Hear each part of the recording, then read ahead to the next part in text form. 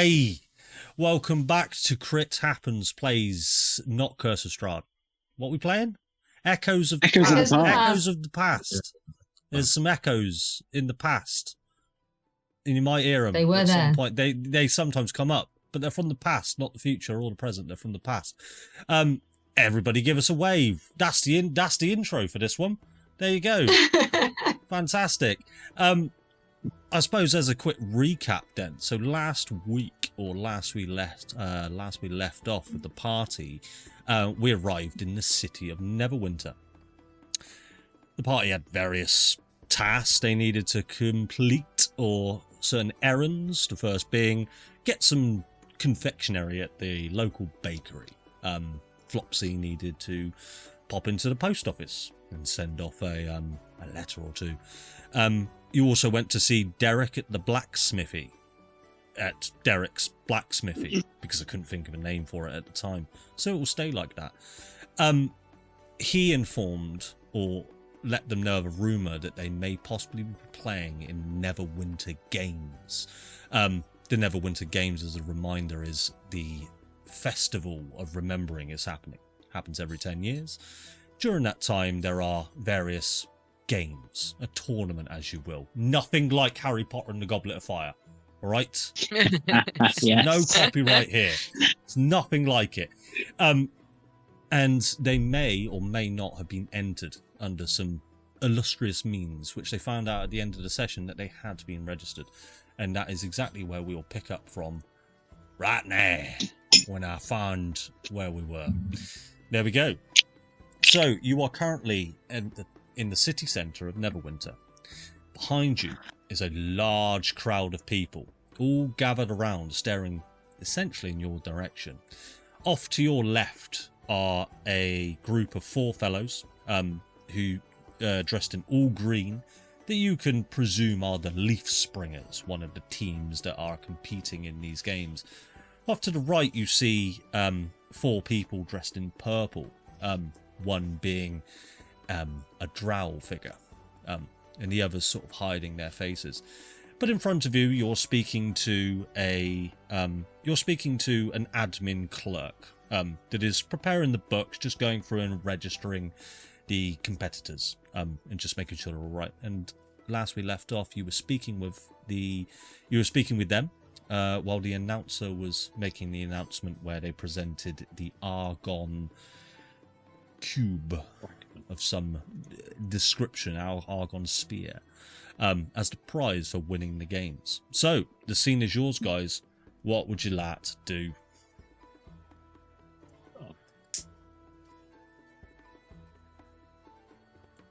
Flopsy is going to be uncharacteristically serious and holding on to Julius's sleeve whilst staring at the Argon cube in the man's hand. Fantastic. Yeah, I think Flopsy had told us, right, that it was a Argon fragment. I wrote it down. Mm-hmm. But then I think we were waiting to hear what the announcer was saying. Yeah, so the announcer, I think at the end of last session, he essentially announced the prize. And then he just sort of went back into what he was doing and just let the crowd murmur between themselves of what this prize really could be. And you can see, as you looked out through the crowd, there is confusion, there is awe, there is whispers and people speaking of what it could be. What is this thing that he's holding? Or we've never seen anything quite like that before. So yes, the announcer has sort of backed up slightly. Is there anyone in the crowd that looks like not confused, that looks like they know what that is? Okay, make me a perception check. It's going to be quite high DC because there are hundreds of people staring in your direction. But let's see if you can get a. Oh, come on, that was no. Yeah, with a 7. No, so you look amongst the crowd and the faces are, as I sort of described, as they're all sort of in awe, but you can't sort of pick anyone out that's not in that emotional state, or that you can see. Can I, as he kind of like is like announcing this thing, the prize and stuff, and Flopsy's like tugging on my arm, can I be looking at the reactions of the other teams? Yeah, sure. Make me, if you're looking at sort of reactions, make me an insight check. Which, Yeah. I suppose, which team would you be looking at? Because there's one to your left and one to your right. Oh. I don't know. I guess I'd probably just try to quickly scan them both. Like, I'm not spending a long time studying. I just want to see if they're like, oh, that's a good prize, or oh, do you know what I mean? Like, kind of immediate reaction, I guess. Yeah, go ahead and just make me an active insight. Yeah. What's that? 14? I think 17 total. Okay, so you take a quick glance at the leaf springers, the chaps that are in full green, and they seem to be in much awe as the rest of the crowd. Then they're not too sure what this is. There is Micah, the large barbarian-looking humanoid, and he's just sort of scratching his head. He's not even looking in that direction. He's just confused by the situation. You take a look over to the fellows in purple, and you can see they're looking contently at this sphere, this globe. Content. So, like, they almost like expected it, or they're just not surprised. Yeah, that's a good way of doing it. They're not surprised. Are they twirling a particularly long curly mustache? As I expected. Yes. Do I see any of that? No, unfortunately not. I'm not going to make a roll for that one. What about across the crowd? Do I see any other villainous smirking? Yes, there's the banker from Monopoly is right in the centre, just going. It is my time. So Flopsy's let us know what it is. What's my understanding of Argon technology in the world? Like, would I know how kind of powerful this is? Go ahead and roll me a history check. I think I said to you as well that this is the energy that destroyed Baldur's Gate thousands of years ago. Yes. Or 1,000 years ago. And yeah, this could be very dangerous. Yeah, so Hew, you're quite a learned individual. You've been around. Well, I don't know. Apparently. The role says you are. Yeah. Let's just say you found a comic book on the floor. And within that comic book, relayed the sort of the happenings of what people refer to as the cataclysm that happened 2,000 years ago. The source of the explosion, the real ground zero of everything that happened at Baldur's Gate, was caused by the Argon core destruction itself. That caused a rift within the fabric of reality in order to the gods to be able to cross into the material plane, and also decimate Baldur's Gate and the surroundings of it. So yeah, you do know that this is powerful stuff. You do know that Argon technology was utilized back in the day, specifically within large cities, to power a network of industrial devices. And go on. I suppose my kind of curiosity is, it seems like it's almost like somebody's saying, and if you win Who Wants to Be a Millionaire, you get this nuclear bomb. Like, why would I like, so do I know of like other uses for it, like why it would be a prize? Yeah, so with a 17, you know that there has been Argon relics. There are still Argon technology. It's kind of the same as if somebody were to present a Casio watch in 5,000 years' time in our world. Does that make sense? Of this old ancient piece of technology, or an old black and white Game Boy? It's that kind of deal. It doesn't. People are not. Nobody's scared within the crowd. I suppose I can sort of show you that. Is that nobody's? Nobody's intending that there's destruction coming. Nobody seems frightened of it. And is it pretty? Oh, it's very pretty. So the globe itself is kind of this swirling ball of orange energy, but then it it changes to sort of this greenish hue, and then back to orange again, and then almost a teal colour. It sort of, it moulds and it forms in and around itself. Yeah, it's random. There's a good word for it. Yeah, I think Hew's just going to be staring at it and like, whoa, it's so beautiful. I'll just Can I ask you a question? Flopsy. Yes. Sorry. What? Do you know what happened? Do you know what happened to be the cause of obviously it isn't too personal, but do you know what happened to be the cause of the explosion at Baldur's Gate? What caused the Argon core to burst? Oh, well, I mean, I only know what everyone in Baldur's Gate knows. A man called Gatus Cross, which was some big magic user, decided to, unknowing, we don't know why, but he decided to overload the Argon core, and there were these four adventurers that basically gave their lives to make sure that the explosion only went over so far. That's all I know, really. But I mean, no one knows why he did it. No one knows. Yeah. I'm more just curious. Is there still a mechanical way to overload it? Do we need to worry? There's no more. There's no more. Argon. I mean, there's some relics that are left. I mean, that makes sense, right? Because it was like the center. But I mean, I don't think the Argon core is still alive as such. I mean, Baldur's Gate is basically back in the Dark Ages. Yeah. Sorry about that. I mean, it's our own fault. I feel like at least my family should have done a bit of help here and there. I don't know. I don't. Well, or at least my belief. It seems a bit sad leaving you in the dark like that. But as long as the technology to overload it is aggressively uncommon, then probably don't need to worry too much about who gets it. I mean, look at those guys won last year, and the big one's dumber than Hew.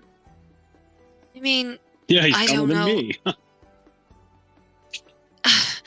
Look, I'm not wanting to be in the games at all. I'm terrified of whatever that will be, but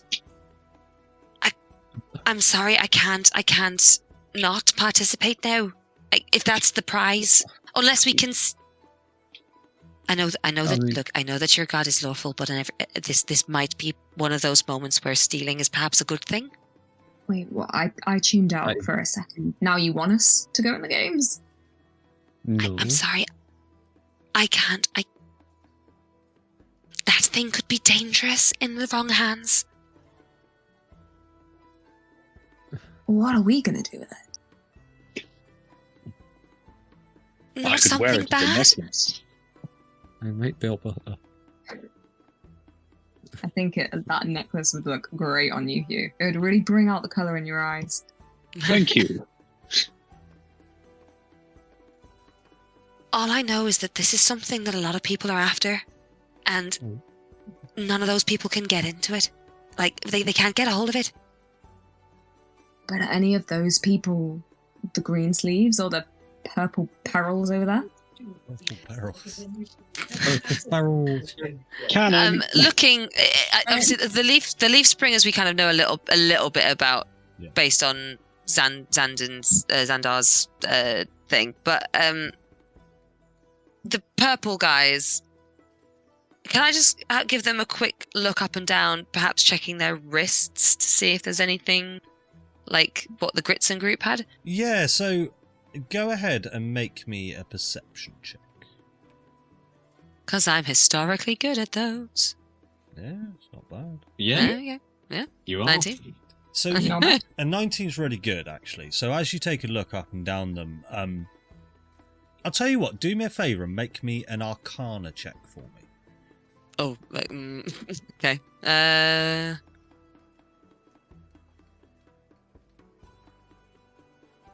A 12. Okay. So these 4 individuals that are wearing purple, you can see that they all look very much the same in the way that they dress, in the way that they hold their hair. Their hair is long, grey, sort of twined fur, more like hair. It's scraggly, it's scruffy, and their faces are long and gaunt. One has more of a podgy face, but they're very much wearing these long flowing purple robes, but more in the sense that they are all 4 of them magic users. So you get the sense that they, you see on one of their hilts of their belt is wands and bags where you can see that they're storing their spell components and that type of thing. One has a large wooden staff affixed to their back, and you do see that on these flowing robes, they do go down all the way to the arm, and they have bracelets that are affixing the robes to their arms. So with a 19, you're getting the sense that they are hiding most of their body. So you can't see their wrists, but with a 19, you get the sense that they're possibly hiding their wrists. Does that make sense? Okay. Yeah. I don't think they... And I'll point very subtly, I'll just kind of gesture, maybe with an ear, over to the purple heralds. I don't think they have the best intention. I think they may also come Baldur's Gate, or perhaps something that's affiliated with some of those groups. So, looking over, can I kind of do an insight check on their faces, like how intently they're staring at the cube? Yeah, go for it. Yeah. It's just they are mustache twiddlers. Yeah, so with a 4, they're looking. Yeah. I see what you mean. They're up to no good. I just don't want another Baldur's Gate somewhere else.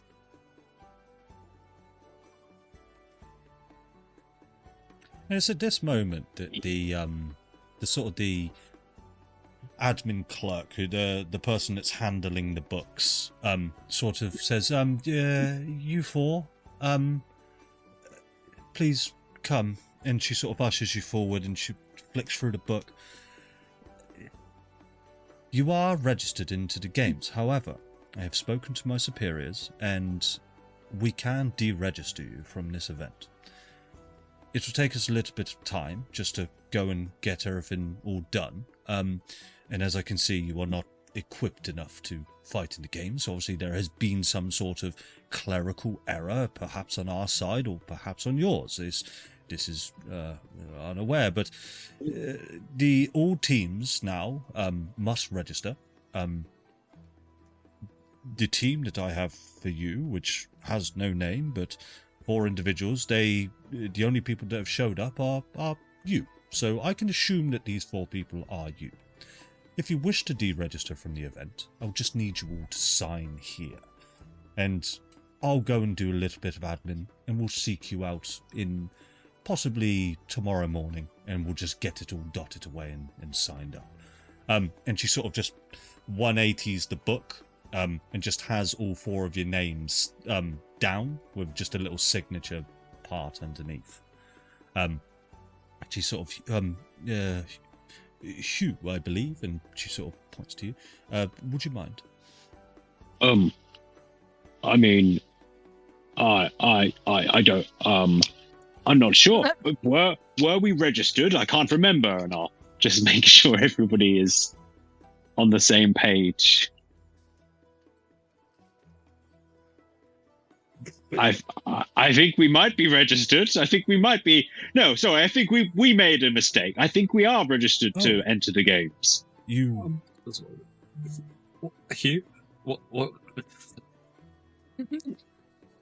Are we doing this? What's going on? I don't know. I'm very panicked. I'm I very want the weak. pretty bauble. Look, I'll tell you what. You all seem as confused as I am. Take some time. I will need an answer by tomorrow morning at the very latest. We need to prepare photography and all sorts. You must let us know. Okay? Oh, of course. You'll be back here tomorrow morning. Yes, this is where we operate from. We have our offices set up here. So yeah, just ask for Jemima. Jemima. Jemima. Jemima. We'll just check our paperwork and make sure that we were or were not registered correctly on our end. Yeah, and it would be I need really to call useful my as well, Jemima, to know who it was that had put our name down in the first place. We would also like to know, and we are conducting an internal investigation regarding this. I wasn't the one that registered you into the tournament. It must have been another member of the council here. So there will be an investigation for sure. But these games are, how do I say this politely? You're going to die. There's a high chance that you will perish. I have to make you aware of this. We do hold safety to a very high standard. However, there is danger involved. We will try to intervene if we feel like death is imminent. However, these safety measures are in place for high-level parties, 18 plus. They are in place for a much more experienced adventurers than you. Be aware and go at your own peril. But hey, if I love rooting for the underdogs, so go you. Yes. Like 16 levels underdog. Oh, Seems a bit much. Yeah. you guys need to go and kill a load of kind of rats for like 5 days. You have any Let's go grind. Yeah. Is there like some kind of like contract or something? You know, like if we sign ourselves up to this, is it like you are legally obliged to participate for the whole time of the games? Or does it say like if you get in the ring and you think you're gonna fucking die, you can just leave? Yes. So there is a safety measure that you can employ. That you will be equipped with magical amulets. If you press those magical amulets, it's more of like a panic button. It sets you up into a force cage, and you cannot be hurt or harmed. During the time you are in this force cage, we will remove you from the games. You will, of course, forfeit and will not be eligible for any prize amount, whether that's first place, second, third, or fourth. Is that Okay. Yeah, great. And then how many games? It's 3, right? Now, that information I cannot relay to you. This is part of the mystery. Okay. All right. Well, thanks, Jemima. We'll go and have a chat. Yes. Right? Do you know this city well? No. No. Well, why didn't you pick up a map when on your way in? We did, didn't we? We said looked for one. wasn't ready yet. Oh well, I've got Yeah. a map right here for you because the DM forgot to make one last session. Here is a map, and as you hold the map Yay! up in front of your face, this is what you see. Oh, my Oh my immersion. Nice. Wow. It's so cool. So just above the table there, guys. So Certainly my experience enhanced. you will take Herbs and spices sound great. Yeah. So you will see that you are currently all in the city centre, at the north of the map, just in the very outskirts of Quadrant 4, you see the Harmony. This is where the airship dock is. So it's not so much the Harmony, but it's where the airship dock is. Yeah. Bakery and post office that you once visited before, and Derek's blacksmithy. So you are all currently here. I've noticed a peculiar pub name. I bet you were very proud of that. I was. Morning Woods.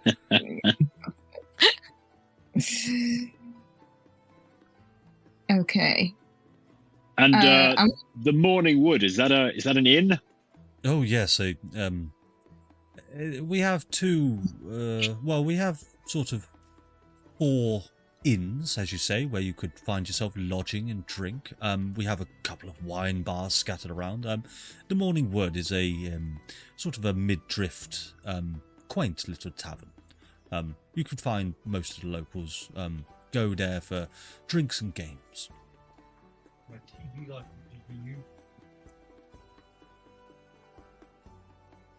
Thank you. What time of day is it now? You're approaching sort of about midday now. You can see the sun is starting. It's now sort of reached its apex and we'll be heading down.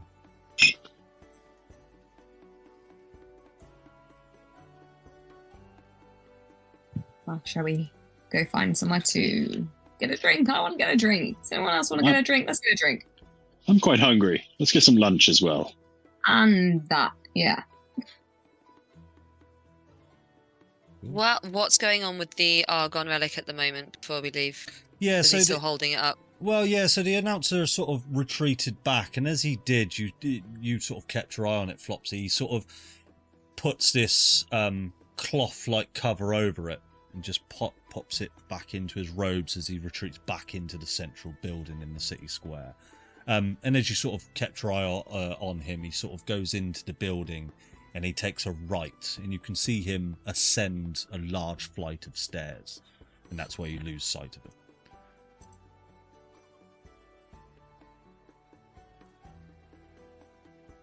So we'll get a plate of like 10 eggs, 20 eggs for Hew. We'll get some pickled eggs for Lugas. We'll get some drinks for me. We'll get some cakes for Flopsy. And we'll just wait for all of this to blow over. Yeah. Go to the Morning Wood. Right, Mitz? Yeah? Yeah? Yeah. Sorry. Yeah? We good? Yeah, I'm good. I'll lead the way, and he will wander off with the map before making a 180-degree turn and wandering back the other way. Can I make an insight check to see whether I think Hew's reliable with that map? Oh, yeah. Make an insight check. Hew, make a persuasion or a deception check. Your choice. Probably know which one you're probably going to make. Know which way you're going. It's alright, it's not good. It's 11.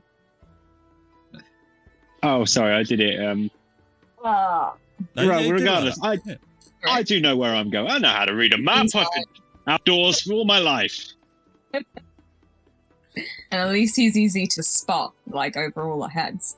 Yeah. Very easy. I'll hold my axe up over my shoulder. You can just follow the axe. As you do sort of descend these large marble stairs just outside, you do see that the crowd, as you just thinking back slightly, that when you were wading through the crowd and Hew was almost snow ploughing through this crowd where they were sort of getting in your way.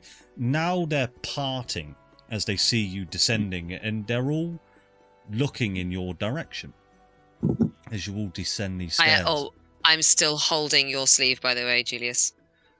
Cool. I am going to put on my most dashing smile to everyone that I walk by. Cool. So as I tell you what, I suppose Lugas, make me a insight check. And whose shoulder are you on at the moment? I'm on Hew to get the higher ground. Perception. Insight, please. Insight. Oh, that's the same.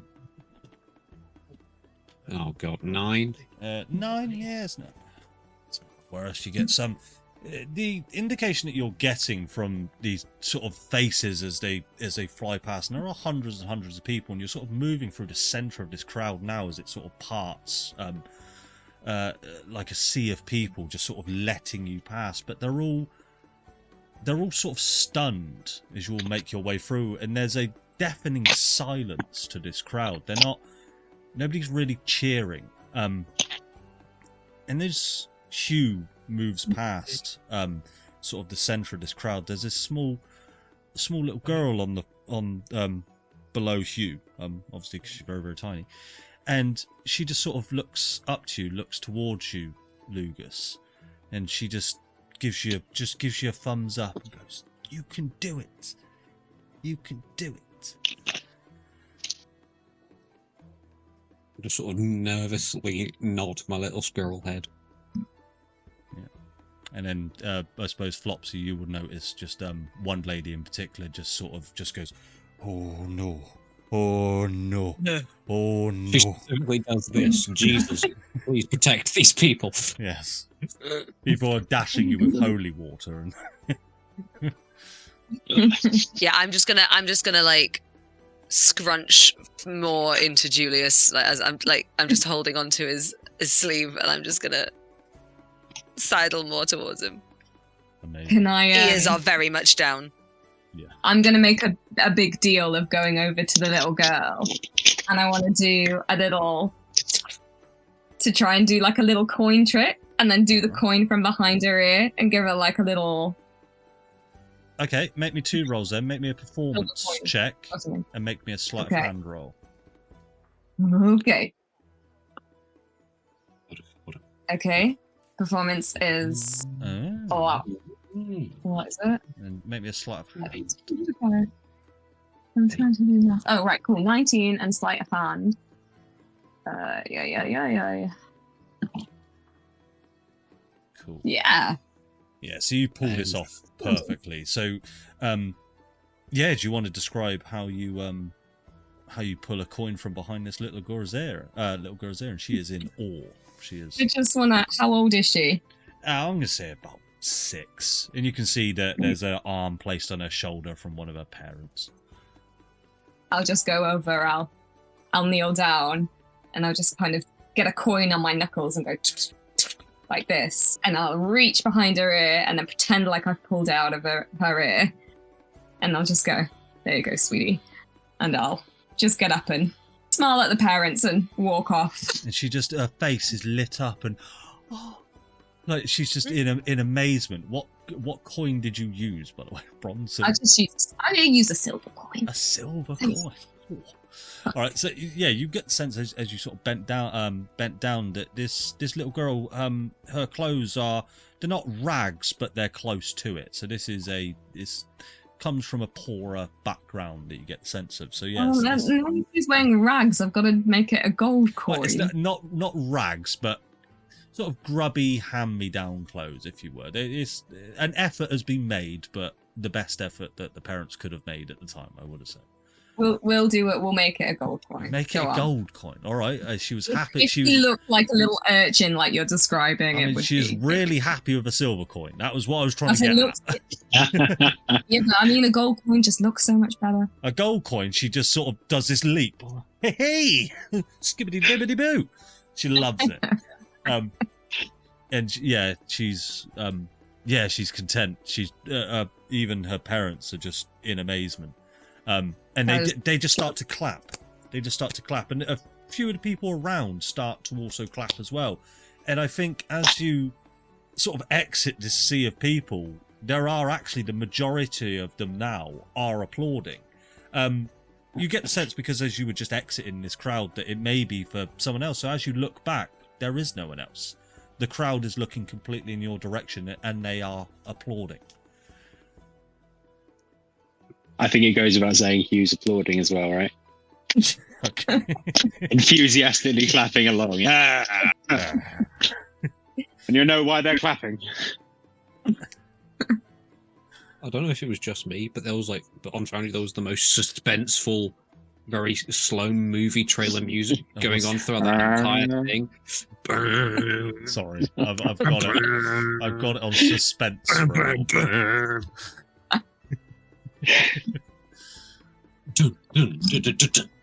god, I can't even change it. Right. So where are we going to the? Are we going to the Morning Wood, you guys? Yeah, where are you? Where are you guys off to? I it's literally presume just round that the corner. Andy's. We may as well. Ask Yeah, you, and that- you put a lot of effort into that name. What's it? I can only assume there's one hell of an encounter there. Talk about railroading. That was about. Cool. So, as you guys head through the sort of the city streets, as you can see by your map, the Morning Wood is not too far from the city centre. So you just sort of wade through this crowd, and there still is very much some of the crowd does sort of follow you towards the tavern. And as you come up on it, it is this very rustic building. Here in Neverwinter, the buildings are quite well constructed and newly made, and lots of pale beige panels with bannering all around it. But the Morning Wood is very much a rustic building, cobblestone roof, and it very much sticks out from norm, and you can tell that that's kind of intentional. And let me find it. And as you all enter, you are presented with, again, a rustic style tavern. Stools against the bar, plenty of alcohol behind the bar. The bar does appear to be empty at the moment. There's sort of no one there. There's a few patrons at the back, and they just appear to be having their own sort of conversations. But there's probably about 5 or 6 people just all having their own conversations. What would you like to do? And I think Hugh's marching straight up to the bar. Is there a barman around? Yeah, there's no one there at the moment, but you see this. You see one of those little bells. You want to ring it? Oh, hell yeah, it's a bell. Okay, how many, Yeah. how many times you want to ring it? It depends. So, bing, Oh, you're going to give it one bing. All right. So, bing, oh, double bing. Once. Okay. bing, bing. Right, fuck me. Roll me initiative. So, as you see from the back, there's these double sort of shutter doors, and you, even before you see anything, you can hear it. This hum, hum, and there's pans and there's plates clattering in sort of in the background. You get the sense that this is sort of the kitchen area, and this dark shadow looms on these double doors. You don't see anyone just yet, and it's been about 30 seconds. Do you dare? I'll ring again. Oh my days. And it starts to get louder, this thumping, and this large, pale ogre wearing an apron that is covered in blood, chopped vegetables, just all sorts of... It just hasn't been washed in years. He's got an eye patch and just this tiny little tuft of hair on his head. 2 large fangs that come down from his mouth. And he comes out with these wide eyes and this massive grin. Like massive smile from like... Imagine one of those sort of what are those fish that are very deep in the sea? They're a large, big, gaping maw. Anglerfish. Yeah, an anglerfish. And he sort of comes out, and he's holding what can only be sort of a 4-foot meat cleaver in his hand. And he comes out with this massive grin, stares directly in your direction, just goes, "Hello. Welcome. Stop ringing my fucking bell." Sorry, I didn't see you there. Huh. Welcome. What can I get you? Mead for myself. Guys, do you want a drink? Aye. What the Oh, fuck mead. is that? And he points at you, Lugas. Oh. This is going to happen a lot, isn't it? I was warned when I was a plasmoid in my past life, people would keep on asking, but... Alright, hello? Oh, I'm a squirrel. I doubt you'd know that my official species name. I'm here on holiday. What's a squirrel? You don't know what a squirrel is? No. 3 rodent, usually less, sort of slightly smaller than me. Not much, but slightly smaller. No tusks. You know, can't talk. All right. Usually burying nuts. you see her just you see them just sort of slam the cleaver into the bar counter, and you can see where they've slammed it in there. It just, that part of the bar is just destroyed, where she's just been constantly smacking this cleaver into the bar. And she just sort of bends down, gets right into your face, and just goes, "Pleasure to meet you. Please don't eat me." I won't eat you. You're too small. It'd be like eating a portion of a cocktail sausage." Yes, thank you. Not enough meat on me. No, certainly not. I couldn't even feed a rat with what you've got on you. You need to bulk up, boy. Or girl, whatever you want. Them. Well, that leads me to my next question. Any eggs? Any food around? Any eggs? Bit of protein, that's what he needs. I've got eggs. I've got fucking tons of eggs. Have you got any of the pickled variety? Pickled eggs. Did you just say pickled eggs? No. The illustrious pickled egg. Rare as rockin' horse teeth. No, you won't be finding pickled eggs here. But if you find them, I'll pay a pretty penny. New side quest. Find find 6 pickled eggs. I'll pay you 100 gold per jar of pickled eggs. How's that?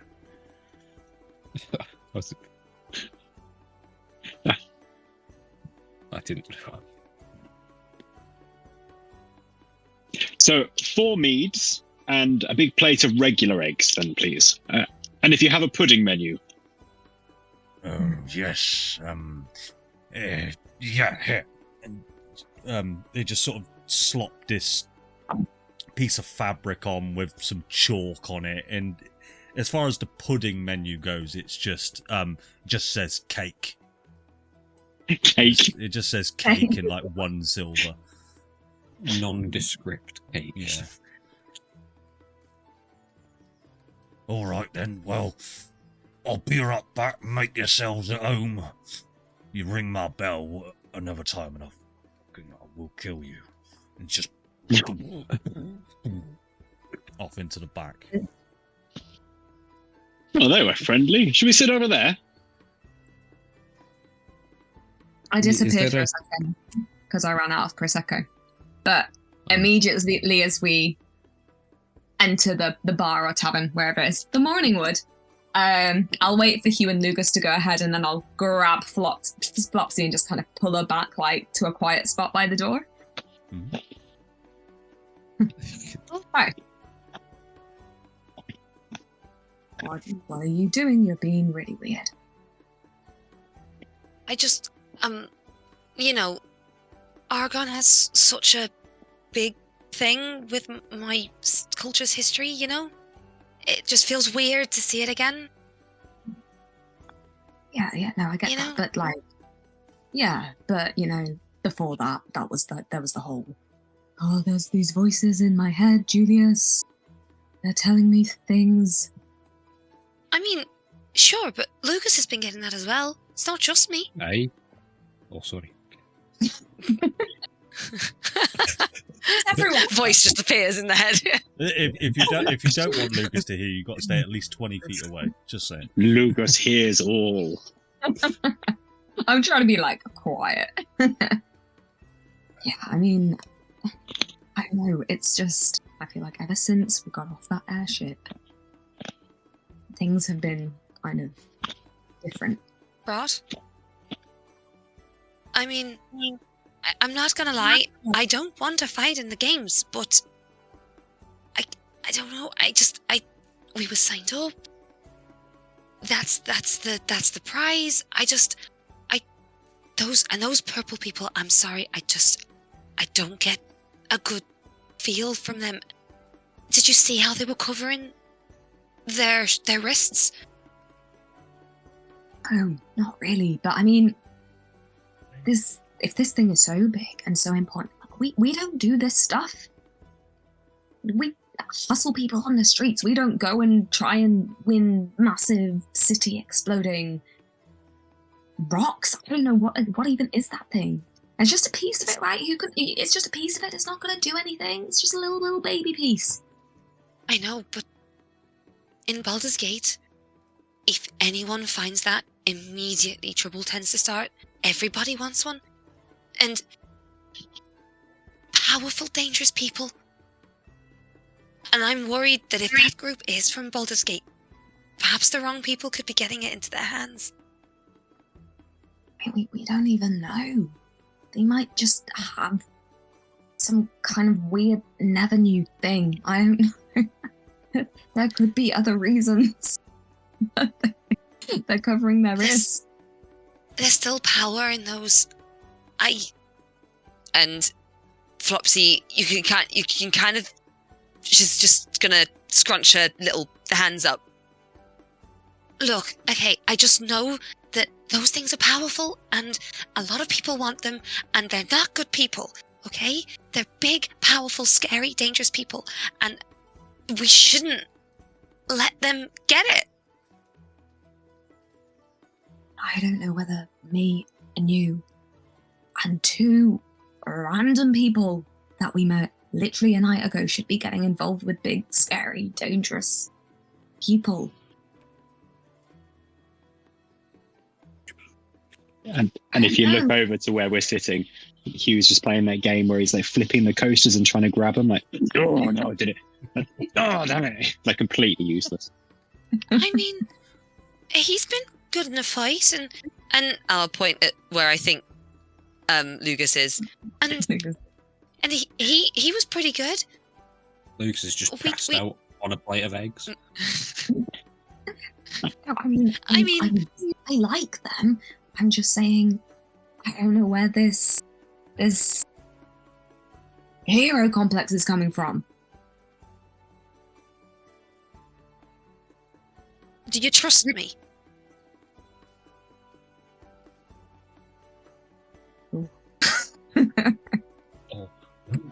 Oh, what a question. He'll just smile at you. Of course. Look. There's some things going on that I'm sure you've probably picked up on, but I can't tell you yet. All I'm gonna say is that we cannot let that thing get into the wrong hands.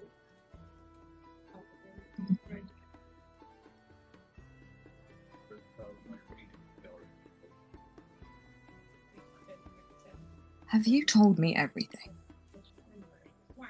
Do you want the honest answer?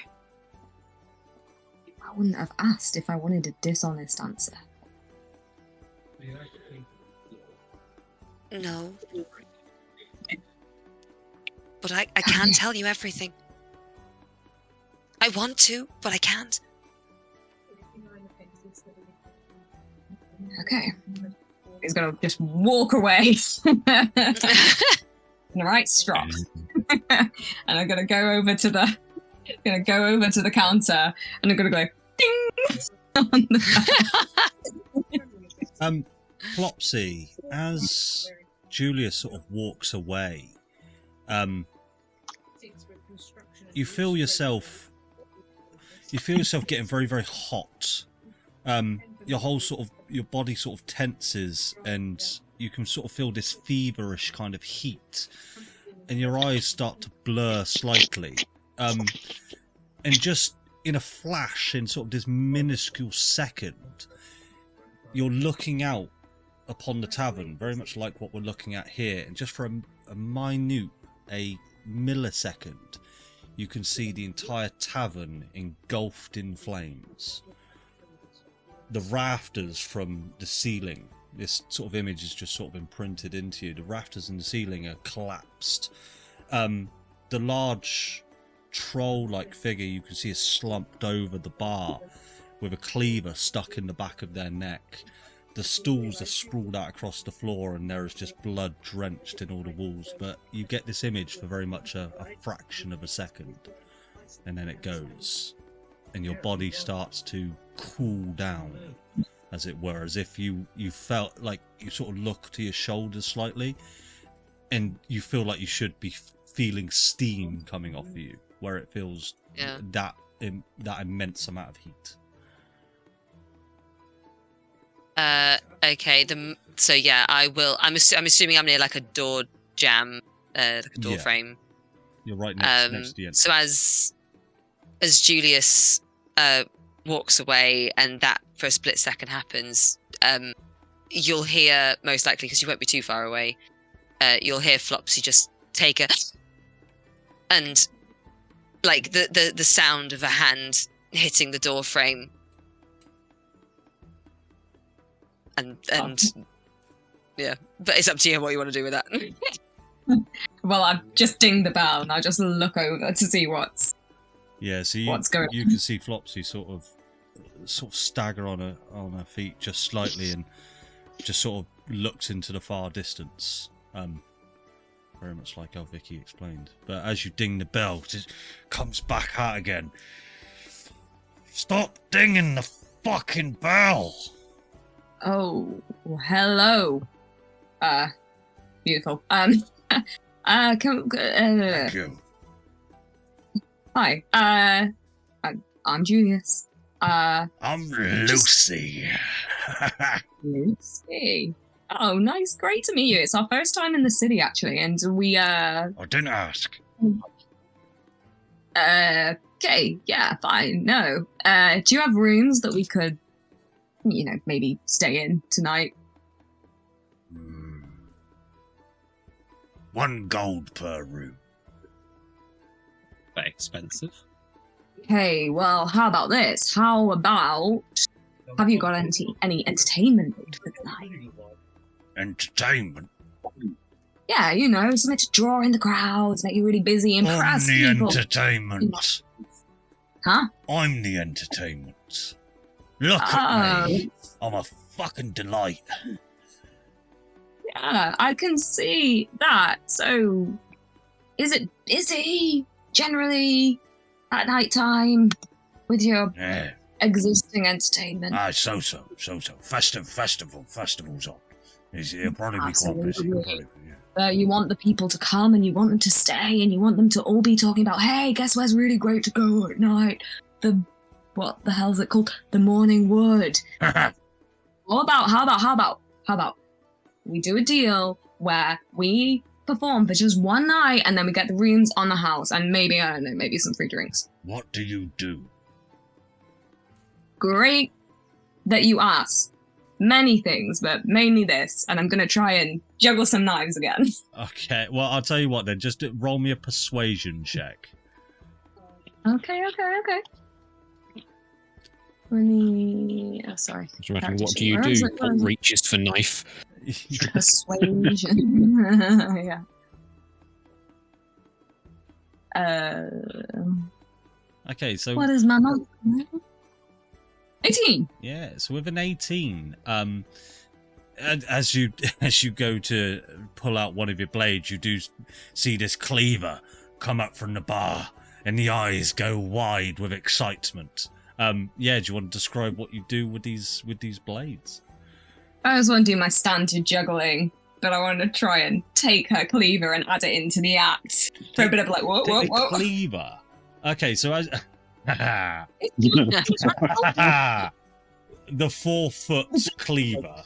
Okay, so it's like a big cleaver. I was imagining like one like this. No. Okay, I've said it, so I'll finish. Hell yeah, please. So the cleaver comes up, and she's watching in awe, and as you sort of pass your hand out to grab hold of the cleaver, she lets it make a straight strength check for you. Yeah. Strength isn't good. I know. That's why I got excited. Did you look at my lowest stat? Actually, no. That's not my lowest stat. I'm lying. Well, I'm not going to pick intelligence, am I? Yes. So 11. All right. Now you're gonna have to roll me a kind of roll me a d20. Just a straight d20. Okay. Hang on. Let me find one. Okay. Oh, yeah. dear. Oh no! Okey-doke. Oh, no. So you are flying these blades in the sky, juggling them with expertise. And as you sort of launch the last one up, you hold your arm out and you take hold of Lucy's cleaver. And as you take it, the pure weight of it just instantly drops your hand to the bar, and your hand is trapped underneath this cleaver where you can't quite bring it up, let alone throw it. The other daggers within the air do come down. They just, one sort of goes in the bar, the other one in the bar. Go ahead and just roll me a D4 and see which way this last dagger lands. Oh no. A 1. Is that good or bad? Your interpretation. This dagger comes down, it sort of twirls down, and its blade first as it comes down and lands directly in your shoulder. You will take... that's okay. 1 point of piercing damage. As this blade impales in your shoulder. It's sort of only 1 damage, so you can very much sort of resolve yourself and keep the strain in your face. But Lucy, the last troll in front of you, just goes, "It's marvelous," and she takes the cleaver back off you and just goes, "I don't know if you meant to do that, but deal." I'll reach around like, yeah. I'll pull the dagger out. You pull the dagger out. The hunters actually pay more the more blood that you spill. So yeah, it's meant to, just a bit of fun. Ouch. That thing back there looks really strong. Can I have some of that? Yeah. A bottle that looks really sinister. Yeah, just hands you this large grey. It's not even a bottle. It's more like a chemical flask. It's more like a scientist's beaker, essentially. There's no markings on it. There's cobwebs all around it. The cork is barely holding in, and as you take it, it's this large sort of chemical beaker. I don't know what you bloody call them. And she plonks it down on the bar in front of you. And you could just hear the carbonated bubbles within it, and they're just so loud. Just bloop, bloop, bloop, bloop, bloop, bloop, bloop, bloop. But it's huge. Like, you would need 2 hands to carry this thing. Oh my god. Yeah. Okay. Well, Lucy, I think we have a deal. How about I get a glass, and then how about you get one for yourself as well? You just in case. Take the bottle. Take the bottle. This is yours. Oh, yeah. Okay. This is going to be a good night. This is strong shit. Do I have to make a strength check to lift the bottle? No. No, you're all right. It's not that bad. Well, I don't know. You've now got a bloody blood oozing from your shoulder as you're carrying this back. I'll gather all my little knives up, put them away, and carry this massive fuck-off bottle over to Hew and Lugas, and I'll just, smack it down on the table, obviously making sure not to get Lugas. Lugas, dexterity saving throw. Here you go, boys. You just say no. I love the idea that a DM asks you to do a dex save. You say no. No, I don't want to. All right. My character's too lazy. I'd like to imagine Lugas, as soon as he saw, or if he did see Flopsy react in that, the good Samaritan buried deep within him would be like, "Oh, that's usually a bad thing," and I will hop over in Flopsy's direction.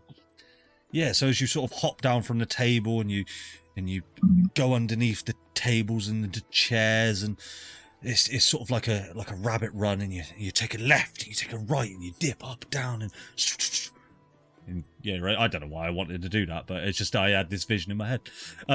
You're over the flops. Yeah. you didn't you'll find her. You'll find her she'll have kind of dropped down her back against the door frame, and she'll have taken the flower that Julius put behind her ears earlier, and she's just like holding it really close. Lugas will, because he can't reach, he'll put one hand on your foot and say, it right there. You look like you're experiencing some emotional distress. Did more voices come? I didn't get any. What? You didn't hear them in the city centre? Not since the first one. Wait, have you had multiple?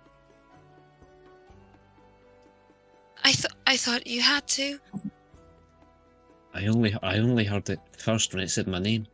I've not heard it since. Is everything okay? I don't know. I heard the one that you heard, and then when the relic was shown, I heard a voice. It said to... One second. As Flopsy pulls out a notebook. He gets out a notebook. It said that to seize it. It told me to seize it, and it's what we've been searching for. It's always been here. And just now, I've never seen anything like it. Did you see?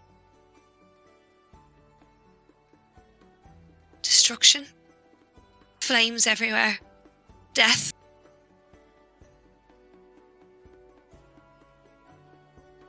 And you will see, like, her eyes just kind of return inward as if she's searching through, like, all she can see is that image kind of burned into her head. Lugas will sort of like pull your ankle into a hug. Sort of give a pat on the back of the calf. There. It wasn't real. Don't worry. That's not going to happen as long as we're here. But why am I getting them? You're the telepath, not me. Yeah. You are you've got, I don't know, you've got more experience with the Argon core. I've only been on this plane for 12 years. You think it's the Argon? I mean, And again, she'll kind of like glaze over. Not to sour your mood further, but that's... I sort of put together that that's what the voices were talking about. Just find it, and then that's the main thing, and the potentially dangerous thing.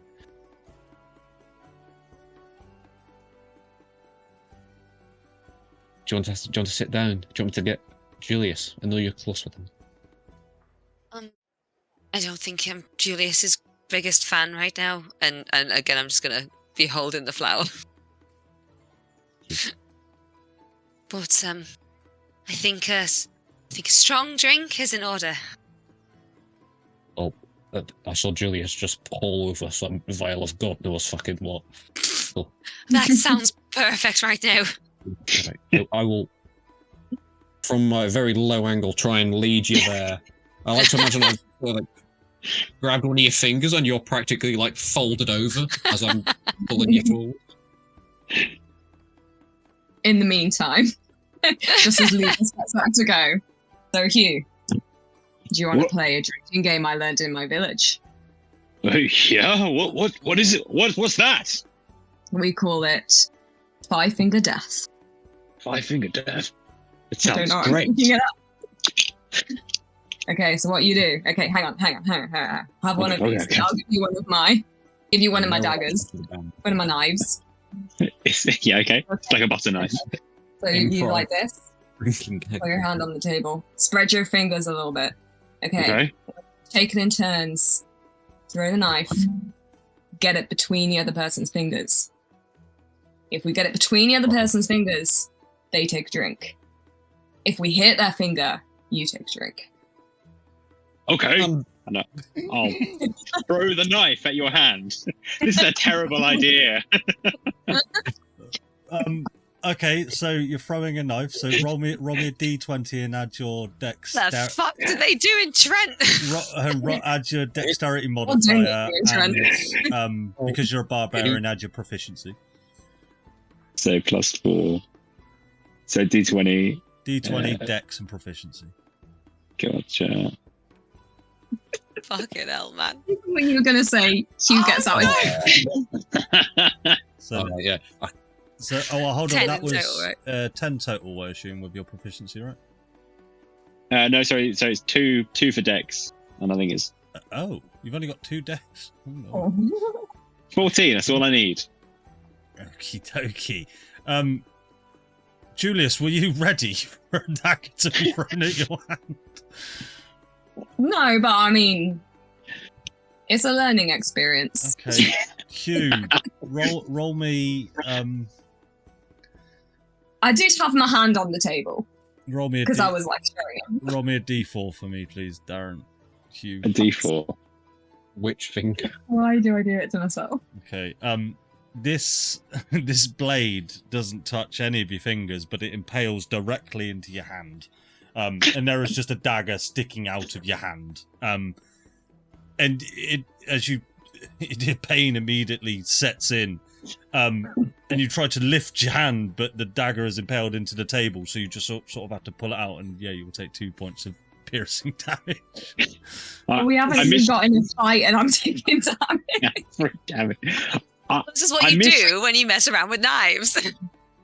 I did miss your fingers, though. Does that mean I win? No, that means you have to take 2 fingers worth. You're not meant to hit me. Well, you said if I hit your fingers, I drink. Oh no! If you get it in between the fingers, I have to drink. That's my hand. Okay. 2 fingers for you. 2 fingers a drink. Then it goes, and I'll put my hand down. Right, your go. Okay, my turn. All right. Oh my god. Yeah, go for This it. is just while they're having that really emotional chat. So, Julius, because you are proficient in sort of juggling daggers and that type of thing, I'll let you, instead of using your dex modifier, use your charisma modifier. My charisma is. So is it just charisma roll? Or roll me a d20, add charisma, and add your proficiency. Oh no, what's my proficiency? Where do I find it? I'm sorry. It'll be +2 for your proficiency at the moment. +2 at this level. +2. So d20 plus 6, right? Yeah, if your charisma +4. Yeah. Oh god. D20. 11. 11. Okay, so 11. You do just narrowly nick the skin from Hew's middle finger, but it doesn't take any damage from it, and you do technically get it between the fingers. There you go. Drink. So I drink again. Okay, I like this game. I'm not sure I want to play it anymore. Are you sure? I'm very good now. I think I get better with the drinks. Oh, fuck it. One more. Okay. Yeah, so it's still same roll. Dexterity plus proficiency, not too amateurs yet. Come on, Hugh. That's cool. Roll well. Oh my god. Again. Yeah. Roll me a d4 for me, please, mate. Oh, shit. What are the chances? 1d4. Right. You'll take 3 points of piercing damage as this dagger impales even deeper into the same wound and impales you against the table again, Julius. Okay. Just for clarity here, guys, I'm 50-50 in this. All right, it's the DC is like 10. Okay, that's yeah. Another 2 fingers for you, and I get 1 more, and then no more. Okay. What is this, by the way, that we're drinking? I think you're the only one that's drunk any, and also I have no idea. Okay. Hand goes down. 1 more. And that's probably like the right amount of time for those guys. Oh. It's +6. Oh. So it's 12. 12. So again, you just nick the sort of the middle finger just on the other side now, Hew. So you've just got a very sore finger.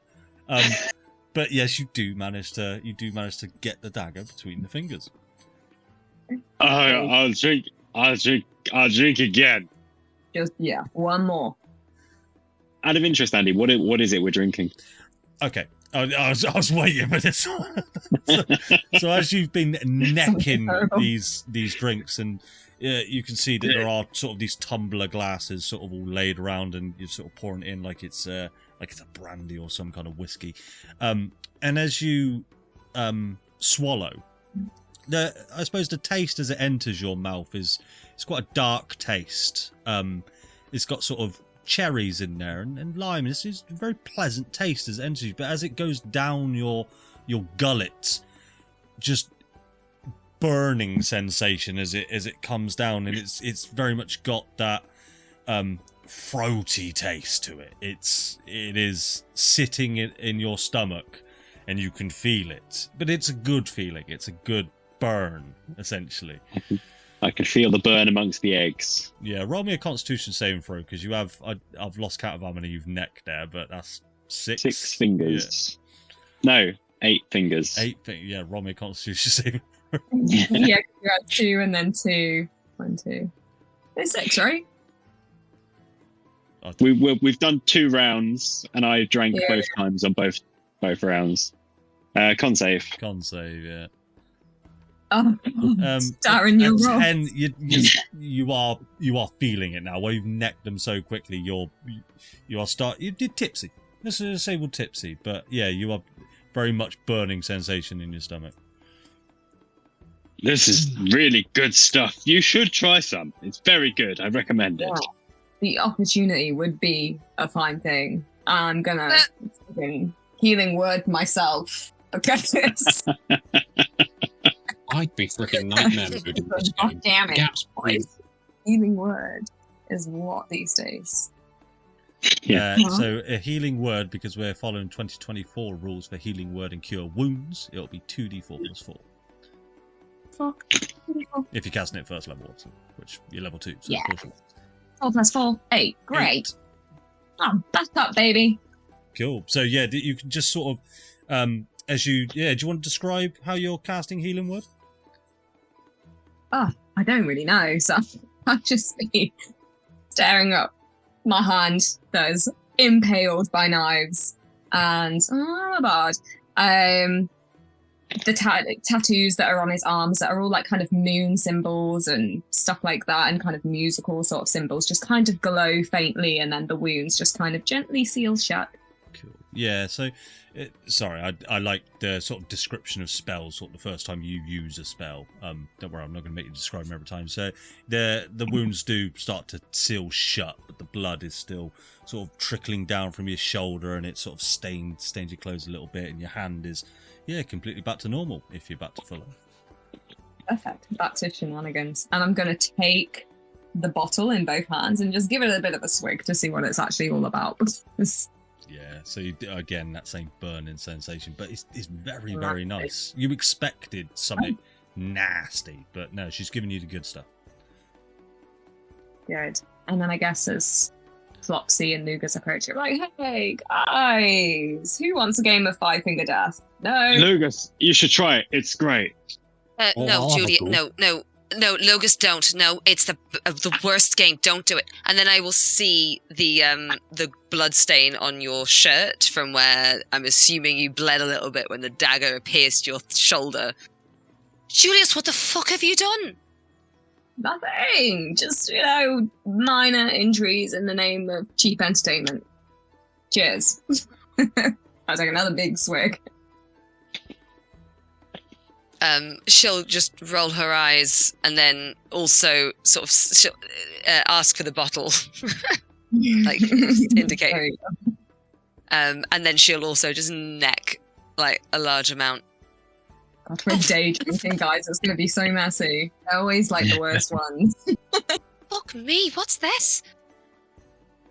I don't know. Nice lady at the bar, Lucy at the bar. We've got 3 rooms for the night. All we have to do is do some shit. And she gave us this. I like her. What's it called? Cool. I can't remember. It didn't have a name. I didn't ask. Unidentified Yeah. thing I found one evening. I am like 75% that it could be cleaning fluid. Well, look, if you're going to be entertaining, you really probably shouldn't be getting drunk. I'm not drunk. Hew's drunk. Look at him. I look at him. And I'm filling my jar of strawberry bonbons with the unknown alcohol. That's good. I'll keep that for later. Oh, good It's got Lord. bonbons just floating on the surface. Brilliant. Well, now that we're all sat down, what do we do about the tournament? I thought it was established that we were all going to enter and die.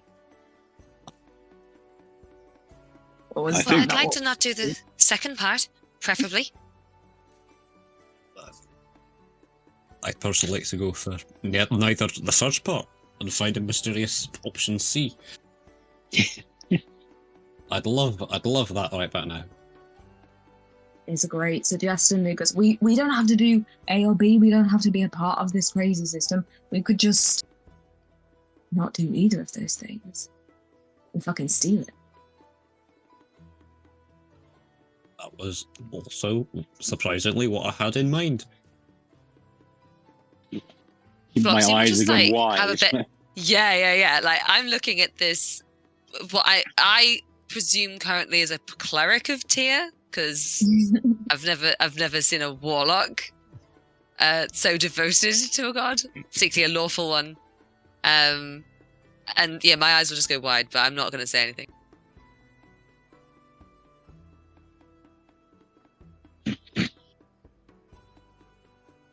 I mean, I'm How just do- here for a good time, so I might have a How do you nap. think we're going to steal it? It's going to be one of the most highly guarded things in this entire city right now. It was like throwing it around like this. I don't know.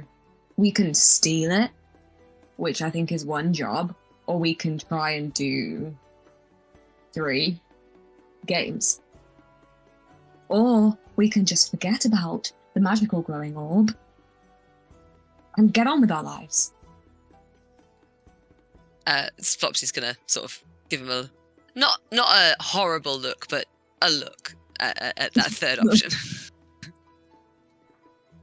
I mean, you know me, I'm all for stealing, but I'm just a bit worried that this might be a bit difficult.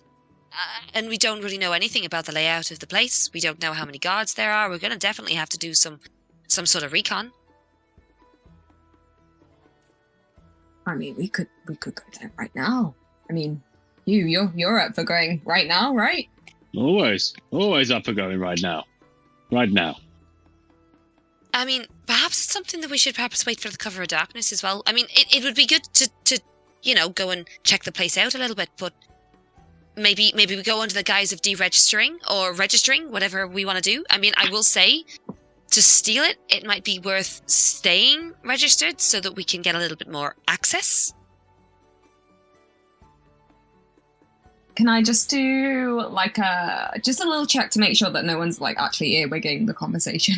Yeah, you do. You wouldn't need to make a check. The sort of the table you're at is far away from the other patrons. Lucy, the bartender, is off back into the kitchen, and the other people are just sort of at the other end of the tavern. And as you sort of turn, they're having their own conversation. So yeah, I'd say as you're all sat down talking amongst yourselves, you'll get the indication that this is a private conversation.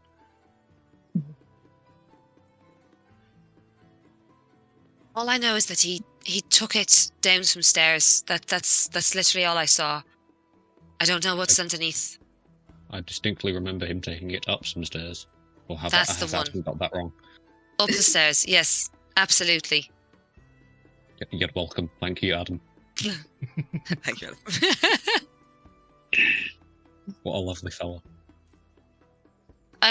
What I remember of the city hall, Were there any kind of accessible areas on the first floor?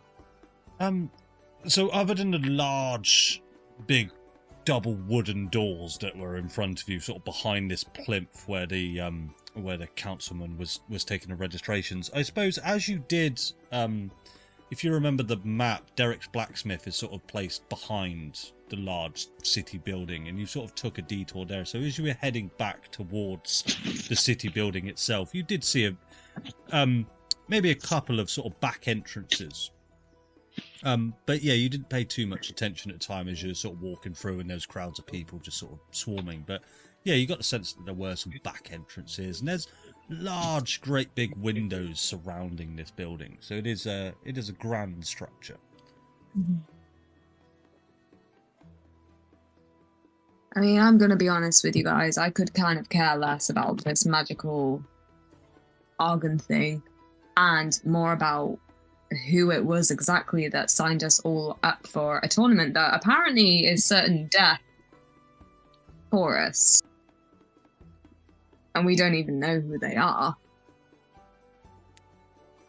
Do any of you guys have any enemies that would want to do that? I know that Lugas has killed someone already. I'm sorry? Who when have I done that? Hmm? What? What? What? What? What are you accusing me of? Wait, what? Julius? Nothing? I don't...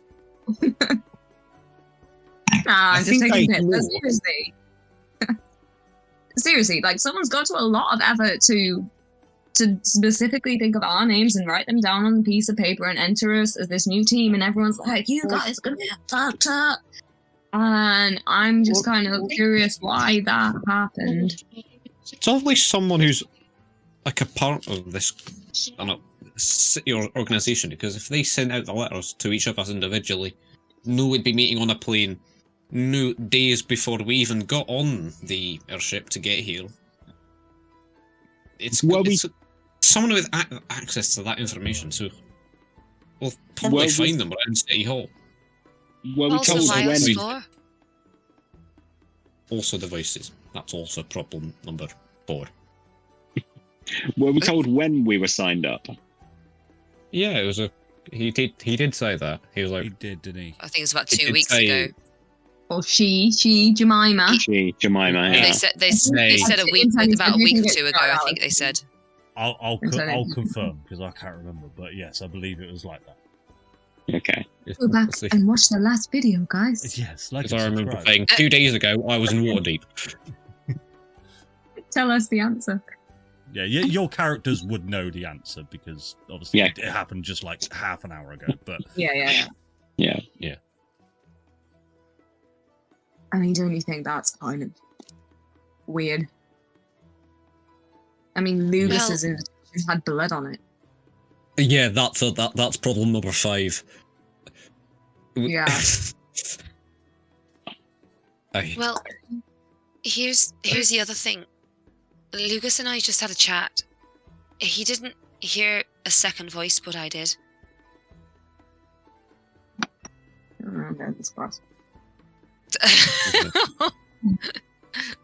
Again, her ears are just going to go down a little bit. No, it's fine. It's fine.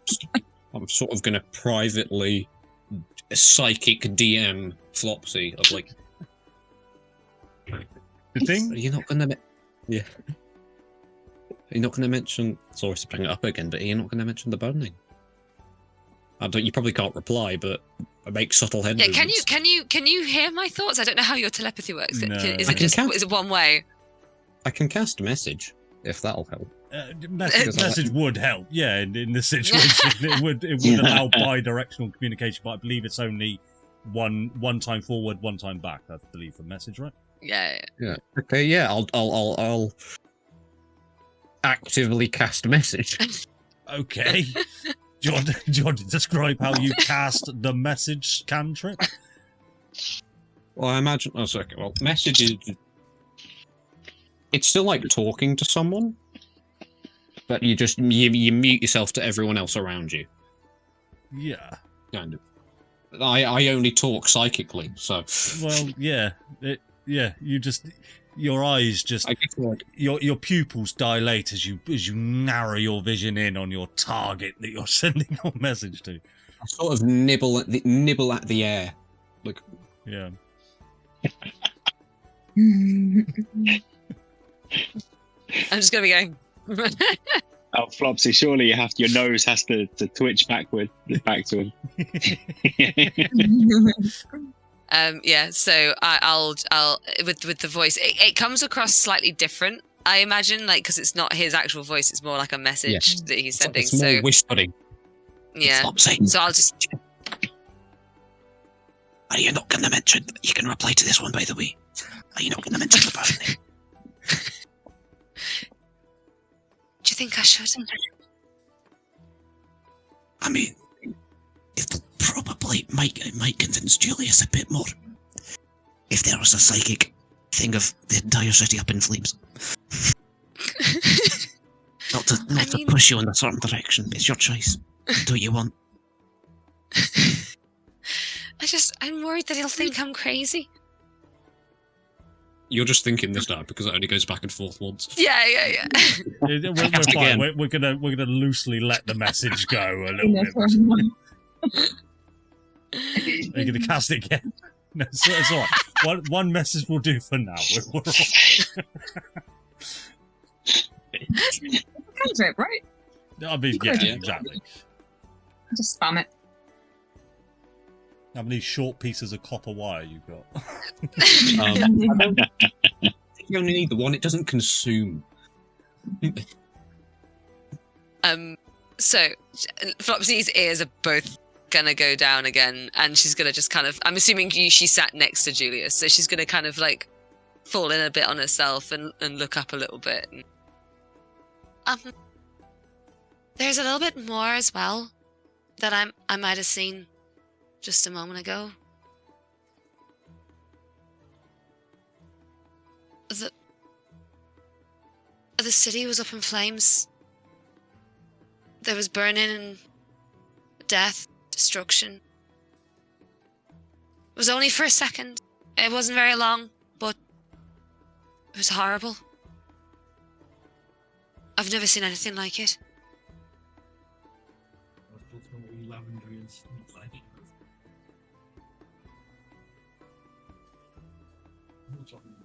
I hope I never do again. I've got to ask both of you. These visions and messages, is this something that happens regularly? I mean, I'm usually the not without my knowledge and or consent. This is I can usually recognise what's being pushed into my mind, but and you've no idea where they came from? No, it didn't feel psionic, did it? Would I be able to feel if this is like... Because I'm used to brain stuff. I suppose you are, aren't you? My main form of communication. I'll tell you what, I've never done one of these. Make me a straight wisdom roll. A wisdom. Ooh! Yeah, I know. I've done one of them before, haven't we? Might be the first time ever. I rolled 2. No. Yeah, you're not too sure, but trying to sort of remember back when it was happening. You remembered that it was an intrusive thought, but it felt like it was coming from within. It didn't have this source, and this goes for yourself, Flopsy, as well. Is that it just felt like it had no source. It just felt like it was your own mind speaking to you, much like you think, "Ooh, I quite fancy a burger for tea," as you think in your mind, but it wasn't your voice as you normally would think in your own voice. It was just somebody else's from within. Yeah. Do I want to order food? There is out in front of you a massive platter of just like 40 eggs. Help yourself. They're very good. I don't think they're chicken eggs, Nutritious. though. Yeah, no, it's cool. I was just wondering if we had food. Okay. Oh, yes. And I do believe there is a slice of nondescript cake. Yes. Yes, there is a few slices of nondescript cake, and it just looks like a raspberry jam sponge, something simple.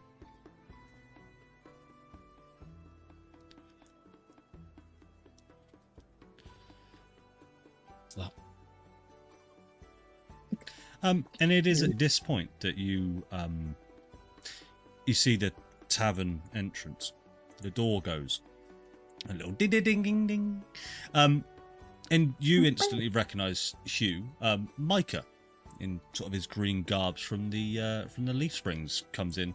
And he just sort of takes a seat at the bar, and he, much like yourself, goes over, takes the bell, and ding ding ding ding ding ding ding, and that's where we'll go for a quick break, everybody. Was it on time? I'll see you in just a second.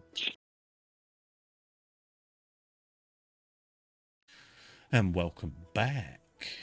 We're in a shady old tavern with eggs and bakey. Oh, there's no bacon.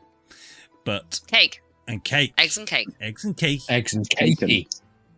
And Micah, from the Leaf Springers, has just sort of entered the tavern.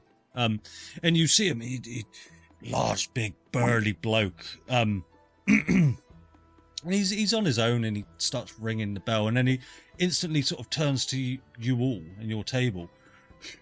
Hew! Hew! How are you? Come on over. Join us. Okay. Come, have a glass of this. We don't know what it is, but it's gorgeous. Okay. He just necks it. Oh, that's the good shit. Well, Is it a local brew? I've not got a clue. I've never tasted anything quite like it.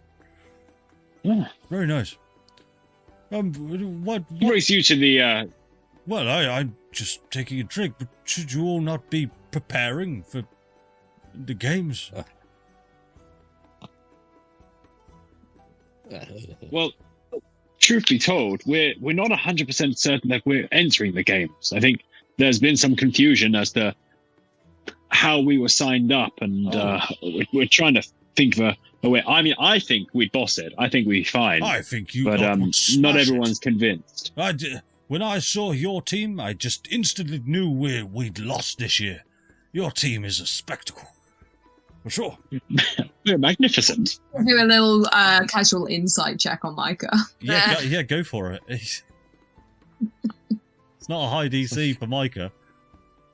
4. It's not a good roll. It's a 7. The 7, you get the sense that he's being truthful. Yeah, he wears his emotions on his face, and he's just really happy. Well, it's sorry to hear you may not be in the games. It'd be good to have some competition for once. What about the Purple Perils? Yeah, them. Seem like a Who new are bunch. they? Do you know them? The Purple Perils. Oh, you mean the darkness? The drow. Not an edgy name at the slightest. No, yes, they very much. darkness. Edginess is their game. In brackets, not the band. No, they also. They believe in a thing called love. Yes, oh, damn it! You stole my joke. Sorry, I'm a bard. Did you not know? So, yeah, he's sort of well, yes, they are the darkness. They 4 trickster spellcasters. They often stay within the grey area of the rules, if you get what I mean. No, know where they're I from? don't. Where they're from? No, I'm not entirely too sure. Underground, I believe. A drowl at the end of the day. I mean, they could be from Baldur's Gate. Possibly. Makes you say that out of interest? I didn't think many people liked people from Baldur's Gate around here. Sorry, it was more of just a passing joke. It's, no, I shouldn't take people's appearance and... Look, they're crafty bastards. And typically people like that will come from Baldur's Gate. They are crafty people. Where are you from?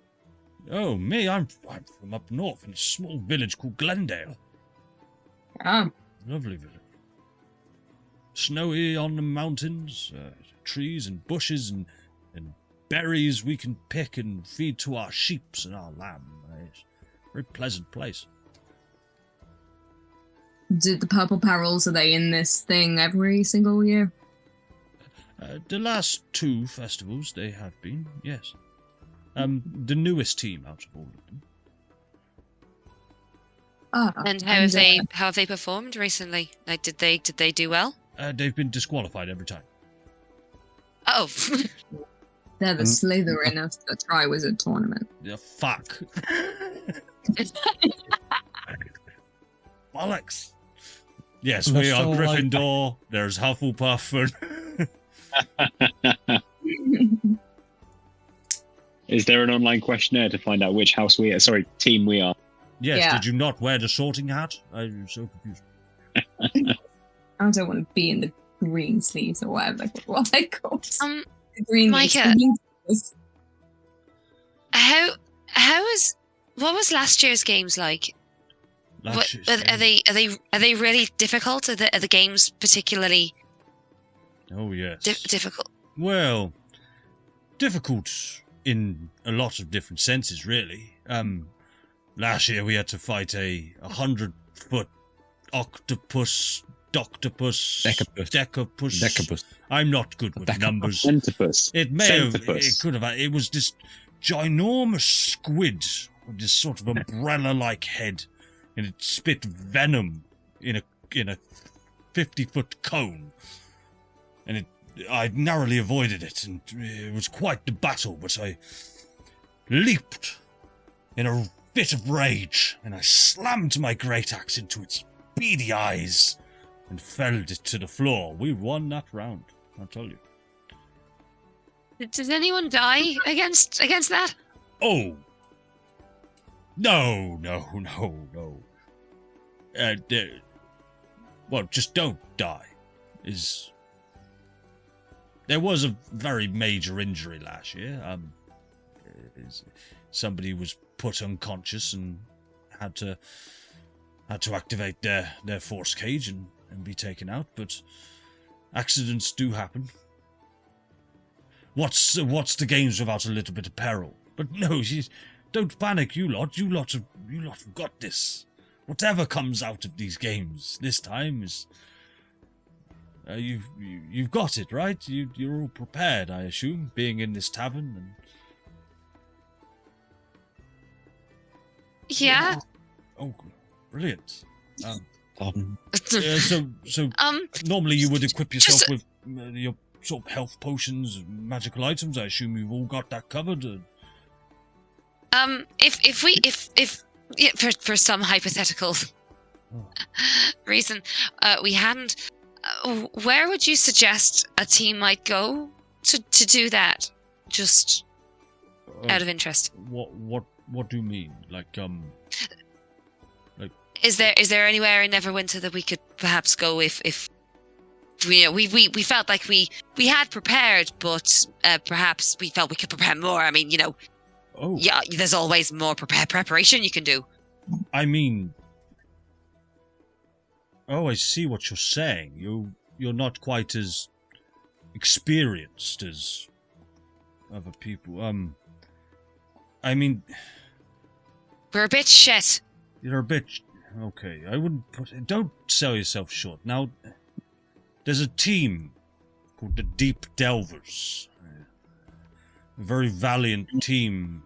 Every year they go into the outskirts of Neverwinter or Waterdeep, often out into the forest, bit beyond the city, and they stay there for an extended period of time, slaying goblins. Now these goblins are I mean, I could probably slay about 18 goblins in one fell swoop of my axe. But they use that to gather experience. So they throughout these sort of festivals, they've got to a very high amount of experience just from killing goblins. I'm not being funny, but that sounds like a laugh. I mean, well, you just... Don't get me wrong, Hew. It's very, very fun, but it gets very dull after a while. Imagine slaying 100 goblins. That's fun. Slaying 1,000 goblins. Okay, it's getting a bit late at night. 10,000 goblins. You're bored. 100,000 goblins. It's no. How many goblins are surrounding Neverwinter? They just swarm in packs. They're everywhere. There's a spawner on the edge of the town. Goblin map. They breed like gerbils. Okay, and if genocide isn't your first option, what else would you do to prepare? Find the nearest dragon and slay it. Dragon, okay. Could you point us? I think I'd rather take the 100 gobos, I'm not going to lie. It'll take you some time. I mean, we start with the goblins and see where we end up. But we've only got a day, less than, because we got to tell them by tomorrow morning if we're going to do this. The games are in exactly 2 days. And yeah, that's not much time to kill 100,000 million goblins or whatever we need to. Hey, what do you think of this year's prize? I'll pour him a drink of one of those with the horrible drink or whatever it is. Yeah, I don't know. Do you even know what it was? I don't even know what that was. Oh, it's definitely a magical artifact. Do you think? I had no idea. Well, only magic glows like that, surely. I guess.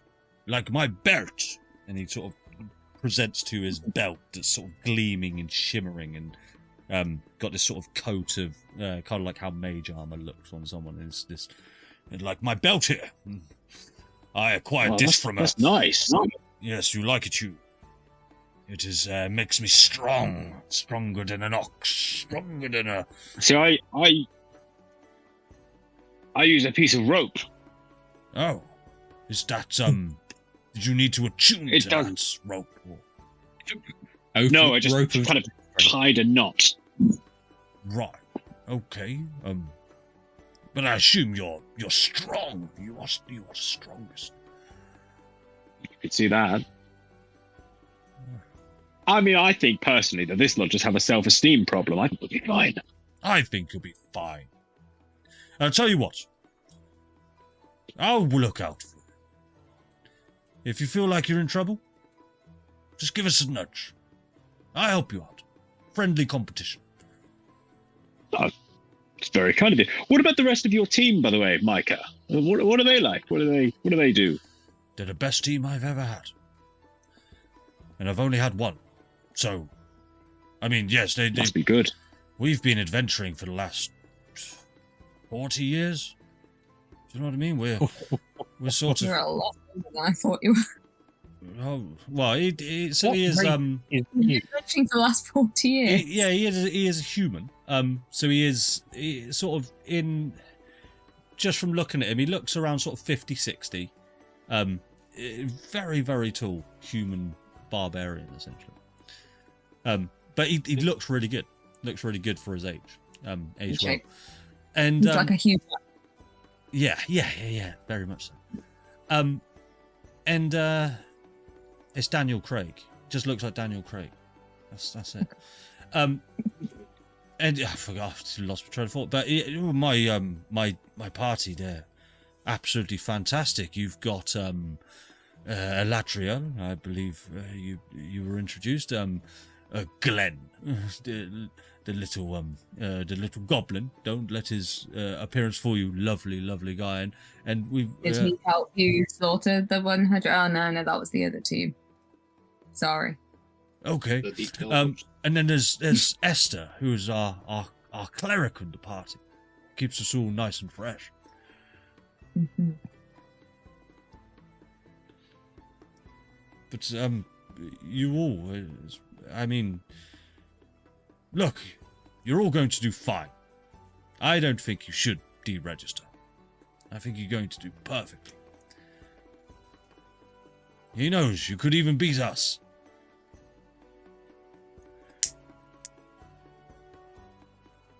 What'd you say, Julius? I mean, I'm not the one. It's not my decision, and besides, we don't even have to decide until tomorrow. Right?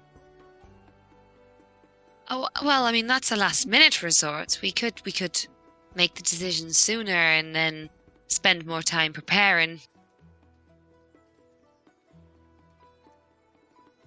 Yeah. Lugas, how are you feeling about definitely registering for this?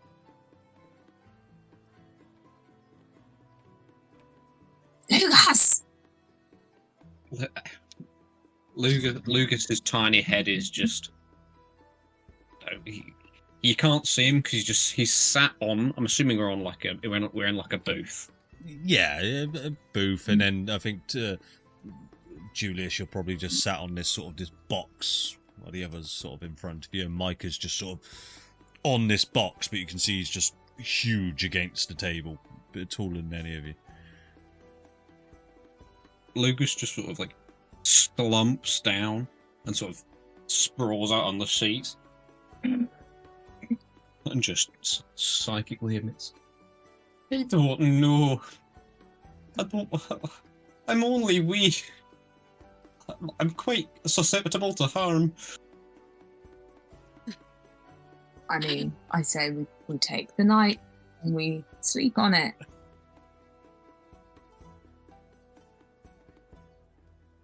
Okay, Let's do that. Proficient. What are you all proficient in? I suppose I should say. Like Hew, I can see this. He is the strength of your party. Yes. You, and he sort of puts his big, massive finger towards you, Lugas. They just sprawled out. Excuse me, asking, what's your proficiency? What is it that you excel at? I guess, I'm sort of a mix. I'm sort of like a utilities plus hero type caster. Ooh, yes. I do a bit of both, But that means I'm also not the best at either one specific. Right, a sort of a jack of all trades utility. No, I'm a jack of two things. A jack of two things. Okay, okay. Well, we'll find a place for you. Flopsy, I believe it is. What is it that you excel at? I'm good at being very hidden and hitting things from range. Okay. Getting into places that perhaps I shouldn't. Now that may come in very handy. And you, Julius, what is it you're good at? Apart from looking dashing, might I say? Oh, I smile at people. And Flopsy's gonna sort of look at him, almost actually hurt, but not hurt for herself, but for him. You're underselling yourself. You're good at a lot of things. That ship would have gone back to Baldur's Gate if it weren't for you. Yeah. We're good at different things. Whoa. Look, Micah. Look, we don't know what we're gonna do. Okay, I guess maybe perhaps we'll enter. I think some of us are still kind of on the fence. I can see that. Look, I'm going to go get myself a drink, but I wish you all the best of luck in whatever you do. Whether that's you decide to compete or you don't. Completely up to you. One tip I will give you is think outside the box. Not every challenge needs to be come at head on. Do you understand what I'm saying? You all have a unique set of skills, everybody, no matter the amount of experience that one has. I'm not going to go into a Liam Neeson thing there, but I have Unique set of skills. I will find you. Skills that make me a nightmare to someone like you. You have your unique set of abilities, and it's not about the experience. It's about knowing how to approach a problem and solving it with a solution. That's what I've learned over my 6 games that I've competed in. There's always another option. There's always a different way. Not that I find it, I just smack things in the head. 6 games. I'm trying to figure out maths here. So you've attended the past 6 games at 10-year intervals. You're 60. Don't question Rough. it, Squirrel. So you were 3 or something, or like 2 when you competed in your first games. I'm feeling a bit more confident now. I may have got time a little mixed up there. Maybe 5 games. My memory's a little bit hazy. That still makes you 10. 60. I'm still feeling a bit more confident. I don't know. We can't take it back. I've had a few Especially- tricks. Forgive He me. was a Especially toddler. if you get-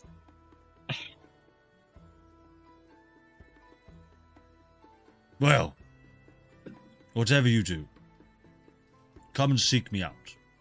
I'd love to get to know you all a lot more. And we can help each other out. One way or another. It's a pleasure. Enjoy your evening. And he's just going to get up from the bar. He's going to shoot you a wink, Hew.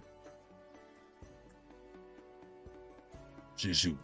And he just starts dinging the bell again at the bar. Darren's muted. I said I like you. Oh, what? You're a good lad. I love you. Oh, okay.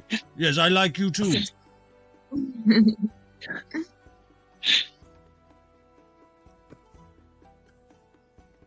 What you guys up to? I'm still in favour of thievery. What's that, Adam? Sorry. I'm still in favour. I'm still deeply leaning towards the stealing option, or just scouting.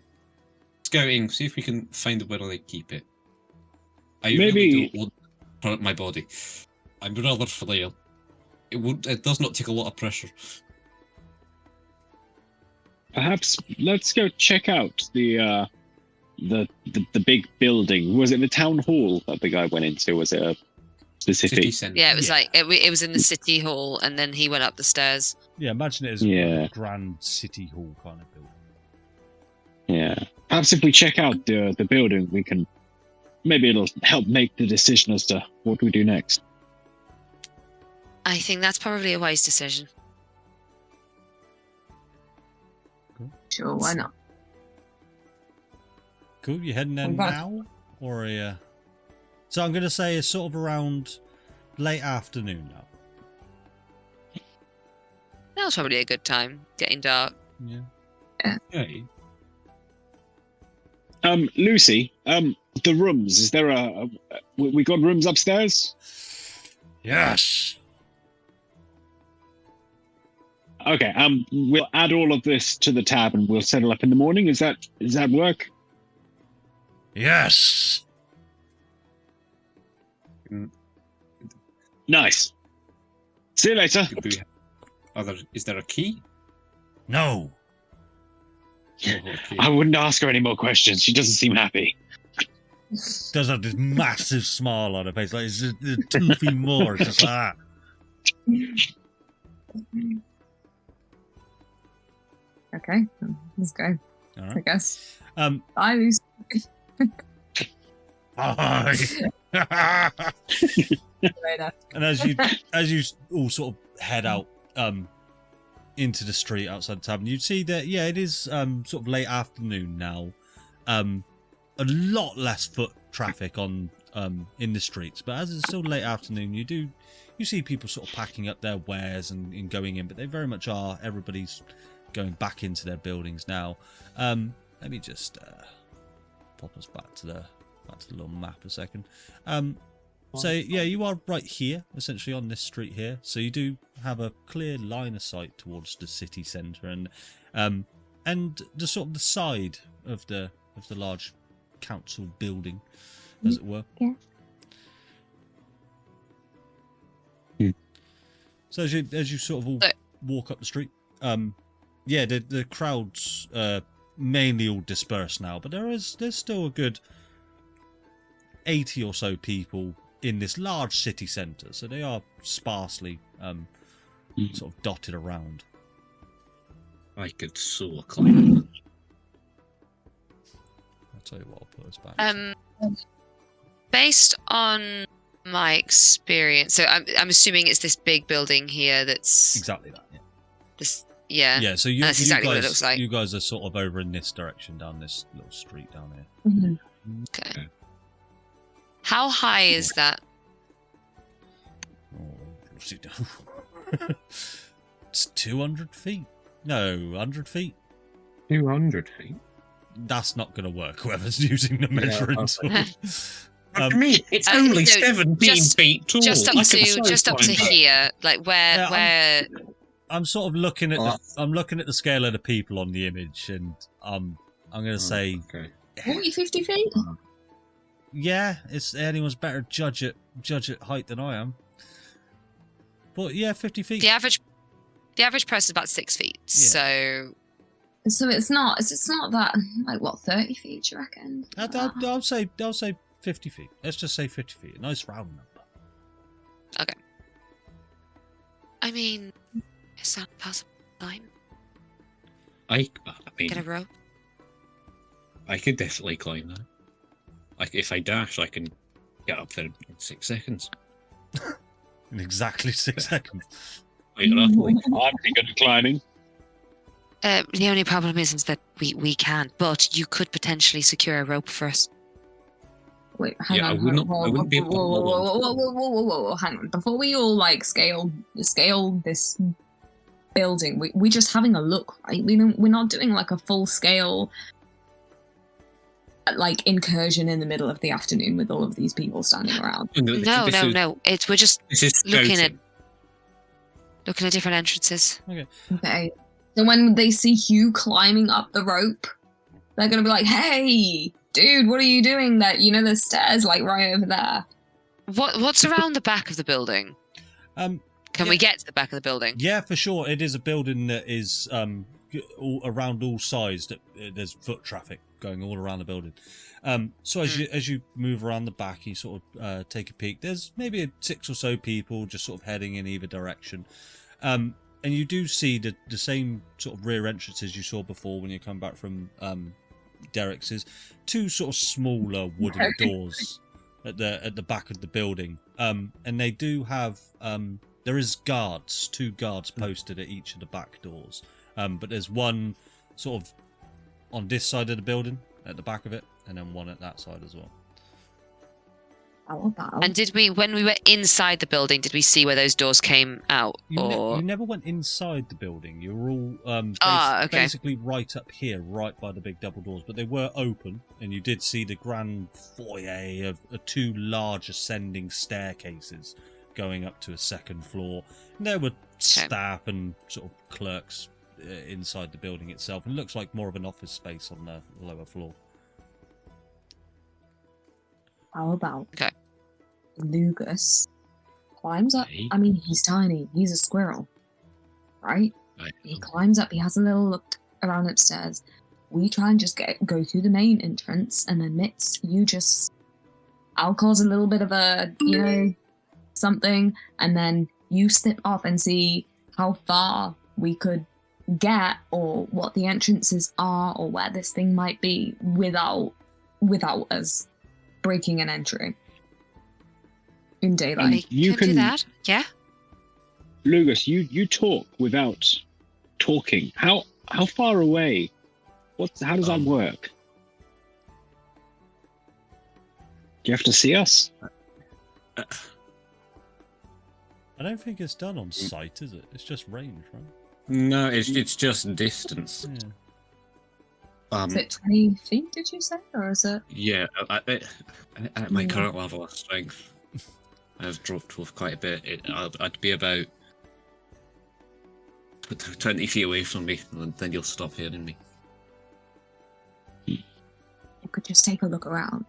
And also, I'm going to make this suggestion, but I'm not just being a pervert. Maybe you should just, like, take your clothes off. Yeah, take your cassock off. Come on. Take your cassock off. All I'm saying is if they see a squirrel, they're going to think, oh shit, there's a squirrel. If they see a squirrel wearing a dress, they're going to be more suspicious. Do I keep my knife? Yeah, why not? Oh, it's a squirrel. It's a squirrel with a shiv. A squirrel with a knife. I mean, yeah. We could always hold on to the knife, and then you could have it. I feel like you do more damage maybe without the knife. Oh, we're not fighting anyway. We're not fighting. We're just looking. Your Honor. We were just looking, Your Honor. All right. Feel like turn around, please. Sure. Wait. And then I'm gonna doing it now. Oh, have we? Is that the plan decided? Full stop. Get naked. Every good plan starts with get naked. Of course you would say that, and then I'm gonna like tap him on the shoulder or the arm to like turn him around. Huh. He's still being off with you. That's one.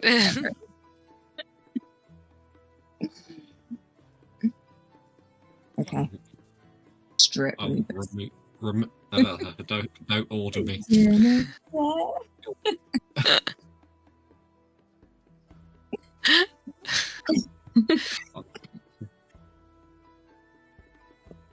Cool. I'm not going to go into detail. I'll remove rope because it doesn't affect me. Remove rope. Yes. / command.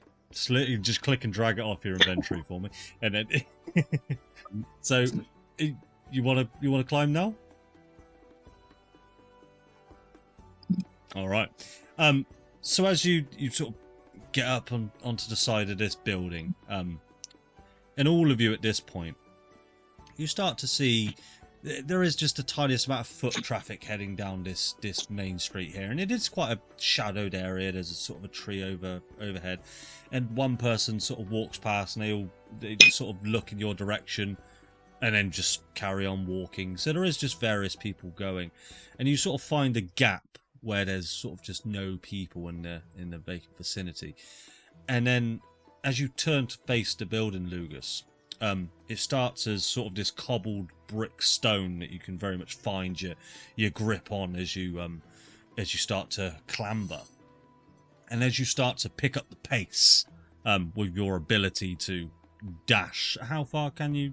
Is your climb speed? I have a climbing speed of 25 feet. 25 feet. So as you pick up the pace and you sort of launch off of these cobblestones, and over the next 6 seconds you are clambering as fast as you can, and right at the end, right at the very pinnacle of your strength, all that you've got left in you, you just grab hold of the ledge right at the top of this building, and it is an overhang, and you are sort of hanging on, but you did make it up there. So as you sort of pull yourself up, you're now greeted with this large cylindrical sort of structure in front of you with these large archways, and you do roll me a perception check. God.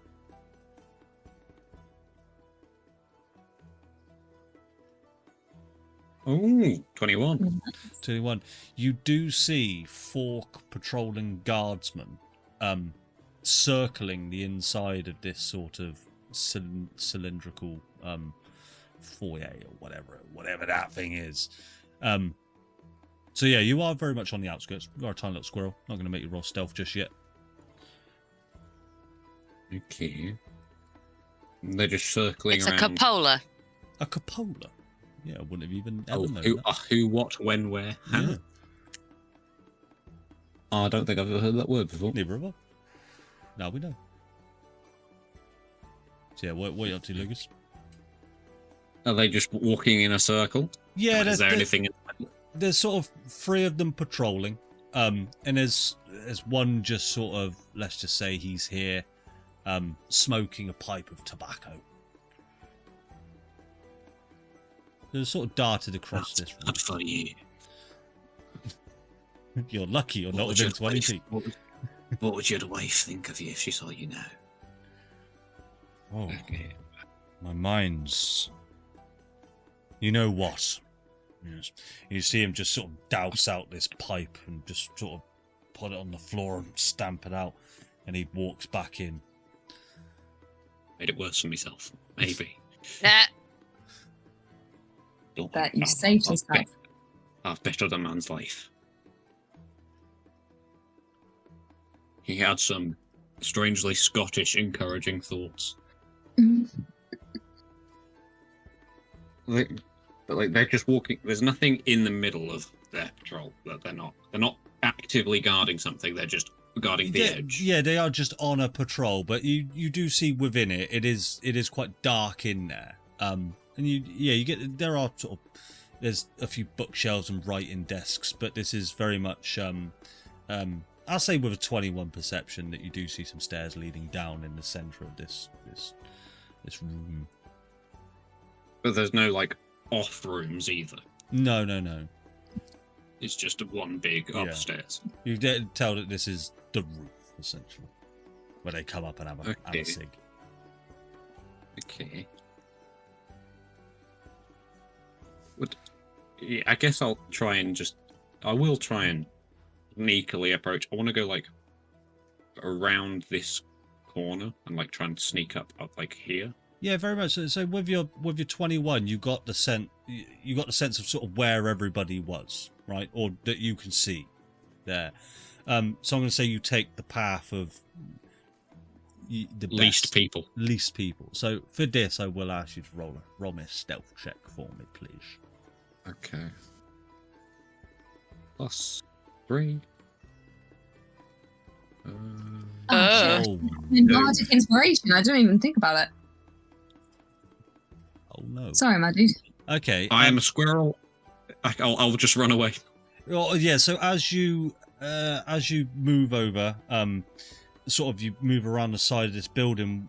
As you sort of get close, I've forgotten the name that you said now, Vicky. As you get close to this thing, pagoda. Pacola. Yeah. Pacola. Pacola. Capola. As you get close to it, you're sort of on the side of this overhang, and as you creep on up, one of your sort of paws sort of scurries on this rock, and this large stone brick that's sort of making this overhang sort of dislodges, and it just crumbles down in front of you. And you do see one of the guards goes, what's that? Like Metal Gear Solid. The exclamation marks above their head at the moment, and they're just sort of... I duck for cover then. Yeah, so roll me another stealth check for me.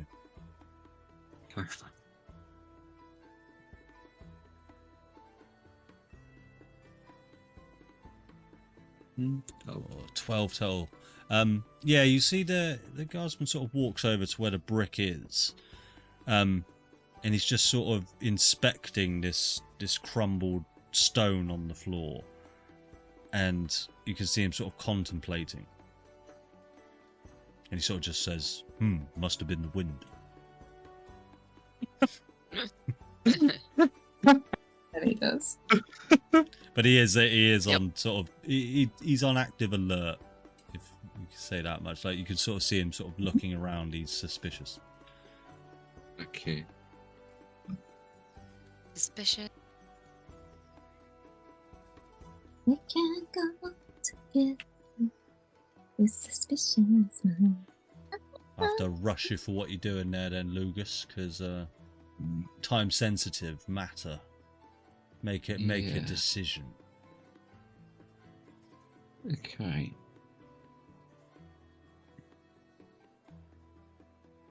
I say you're about 10 feet away from the Mine- actual centre part. Minor illusion is only somatic. Okay. Because you can use minor illusion to create sounds, I believe so, yeah. Yeah. So, first of all, what does this guy look like? Just typical borscht. Ah, borscht. Okay. Fucking that guy. Just a town's guard. Just plate armor, a pike. Yeah. So I can I'll be able to create a sound in a 5-foot cube. I want to have it because we're close to the edge. I want to sort of like cast, sort of do tiny hand things, cast minor illusion sort of on him, but try and make a sound of just saying, "Oh, I bet you miss every attack you do, knobhead." Coming down from like below the lid, below the lip of the thing, to try and distract him so I can scurry past. What? I do not miss any attack I take. Okay, what minor illusion? Roll me a roll me a wisdom check, but add your spellcaster modifier to it. Oh god. Spellcasting, that's +4.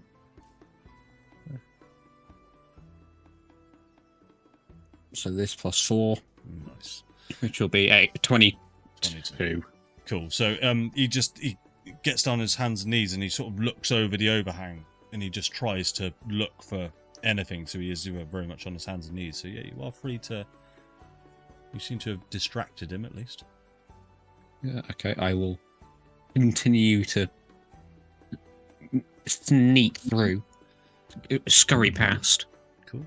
So as you clamber up onto this central bit, you do see a lot of writing desks and bookshelves. And you do see the 2 patrolling guards that are inside now, or 3 of them now because you made one of them stop smoking, and they're just sort of patrolling round, talking to each other, having a natter. And you do see a central single staircase that goes down into the building. Roll me a stealth check. Come on, Lucas. Yeah. Okay. Not terrible. 16. Yeah, you're unnoticed right now, but you get the sense that if you stay in this position for a little bit longer, they're going to notice a squirrel. Do you know what I mean? We're not talking like they're going to immediately attack you or anything. But we'll take at this point. We'll move over to you 3 down below. What are Julius, Hew, and Flopsy up to? So Flopsy will turn around and pick up his tabard and general robes so that we don't lose them for later. like as soon as Lugas scurries up onto the roof, I guess I'll turn to Hew. I'll just be like, so Hew, do you want to stay here and keep an eye out for Lugas, or do you want to come and cause a scene with us? Oh, I can come and I can help. Yeah, let's go cause a scene. Okay, I like it. Let's go.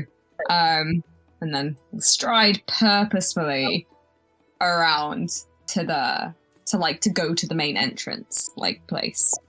Okay. And before we head there, I am just going to look up to the where Lugas went over the lip, and I'm just going to put my little paws together.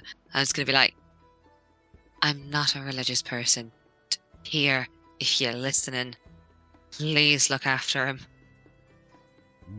And as you do that, you do hear this rock crumble and break from up there, and you do hear one of the guardsmen say, "What was that?"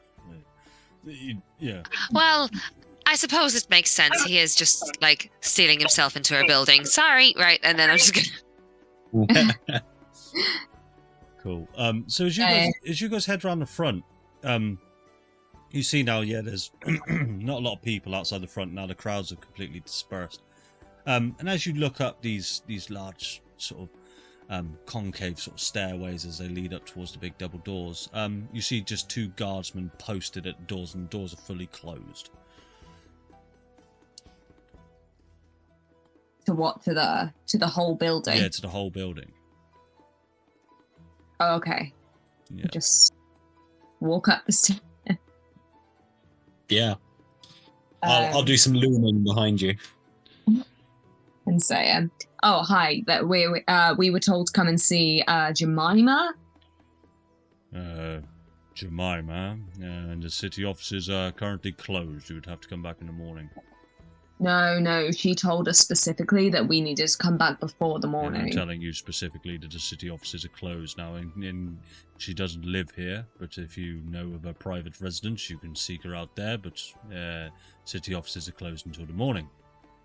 Okay, great. Except for she said to come back now Yeah, because it was quite urgent that we sorted it out, like right here and now, to do with signing up with the games and stuff. Because there's been some kind of horrible clerical error that she said that she was going to sort out for us. All right. You see that guard over there? And he points over to the other side of the door. Speak to him. He'll help you out. Can I loom harder and try to intimidate him? Yeah, explain to me how you're... So you're just being a presence. Yeah, I'm looming harder. Yeah, I'm just like exactly what you're thinking, but more. Okay, roll me an intimidation check. It's gonna be a high DC. What? It's not. Yeah, he just looks at you and just sort of... And your problem is, sir? We want in. You want in? Well, you don't get in. It's okay. No, that's just his face. Listen, what was your name? Sorry. My name's let me think. Branford. Ranford. Great, thanks. And the guy that we need to speak to, what's his name? Adam. Adam. Okay, great. So we'll Oh, I was chat asking. to Adam. Okay.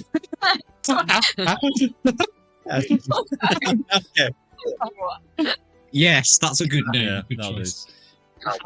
Okay, okay. I'll speak to Adam. I'm sure Adam will be able to help us out, right? Yeah. Oh, most definitely. Yeah. Yeah. Okay. Whilst this is going on, here, I'm noticing that there are some windows here. I'm assuming it's symmetrical here as well. I can't quite tell because of the trees. Yeah, very much so. Are they open windows? No, they don't appear to open these windows. They're more just sort of flagstone, large, symbolic windows, but they don't seem to open. Much like you'd see on like a church. Oh, like indentations in the stone. Exactly that. Yeah. Okay. But I can see there are balconies here and here. There are, yeah. Okay. I'll go over to Adam. Yeah? Hello. How may I help you? You bitch. Hi, Adam. I went to this Branson. Oh yes, Branson, good friend of mine. Yeah, he was really super helpful. He told me that you were actually the person that we needed to come and speak to help us out. We're here to come and see Jemima. We were specifically asked to come and see her before tomorrow to sort out this whole messy business about us, being registered for the games and all of that stuff. I do apologize, but the city offices are closed. Yeah, I do understand that they would be closed, but you see, the thing is, because someone from the city office department made this horrible clerical error that actually could result in the deaths of both me and all of my friends, that they were definitely going to speak to us this afternoon to make sure that they took our names off of the list. So you can tell that I would really super appreciate it if you just let us step inside and speak to Jemima. I know that you want to be helpful, Adam, for sure, definitely. I want to be helpful. However, Jemima, even if I let you in, she's not here. She's gone home. Okay, well, that's absolutely fine. And you'll see Julius go, in that case, can I speak to Jemima's manager? Okay, Karen, calm down. Look, the city offices are closed. I can I can inquire to see if there's any member of the council staff still inside doing some overtime or something like that. Yes, that would be great. Just anyone, anyone that we can speak to, because you can understand how the fact that everyone's like, oh, look at these guys, they're gonna get fucking killed. How we want to kind of avoid that. Adam, right? Do you have a family? You got a wife or a husband or kids or something? No. Well, imagine an alternate universe where you did have those things. You wouldn't want to have to be entered into these games without your permission and just die. So even if Jemima's not here, I'm sure that there's someone available to speak to. No, if I was entered into those games, I would just end my life. Yes. Well, that being our second option, my first option is maybe just speak to, if not Jemima, maybe Jemima's manager or someone who's definitely around, just to give us some peace of mind and reassurance that we're not gonna, be killed in 2 days' time. Would be great. Bear with me. Thank you so much. And he sort of goes in and he candidly sort of unlocks the large door. And you see that it's just sort of one key that he takes off of his key. I'll be right back. And the door had to become a Karen. And the door closes behind him. As it's closing, can I stick my foot in the gap at the right minute, at the last minute? Excuse me. What are you doing? And sorry, is the other one coming up to you now. What? Oh God. He was going inside. I just thought I got confused. I thought we were following him. Take your foot away. Now. I'll remove my foot. Good man. I do hope there's no trouble. I wouldn't want to kill the next combatants of the games, would I? Well, I mean, you wouldn't be, because we're not combatants, and B, we're not here to cause trouble anyway. In fact, we're actually here to avoid trouble. All right. Don't leave your hand in me. Where is this guard positioned roughly? Just right at the side of the door. Right there. So back here. Whilst, because I've kind of been staying away from those two. I've been kind of staying on the periphery. Could I kind of shuffle behind this column? Yeah. Whilst he is paying more attention to the very mouthy bard that is currently chewing his ear off. Yep, roll me a stealth check. Okay. Now, I'll say with advantage because you're being assisted. Can't get much better. Okay. I mean, just roll me a d20 and see if it's nat 20. No, it's not. No, it's not. Right. So 27. Yeah, you're going unseen. The DC for this was high, because he is just stood there, and as you can imagine, stealth is not invisibility. So, but you do manage with a 27 to just sort of creep behind him without him noticing. And there's just a small gap that you could shuffle behind him.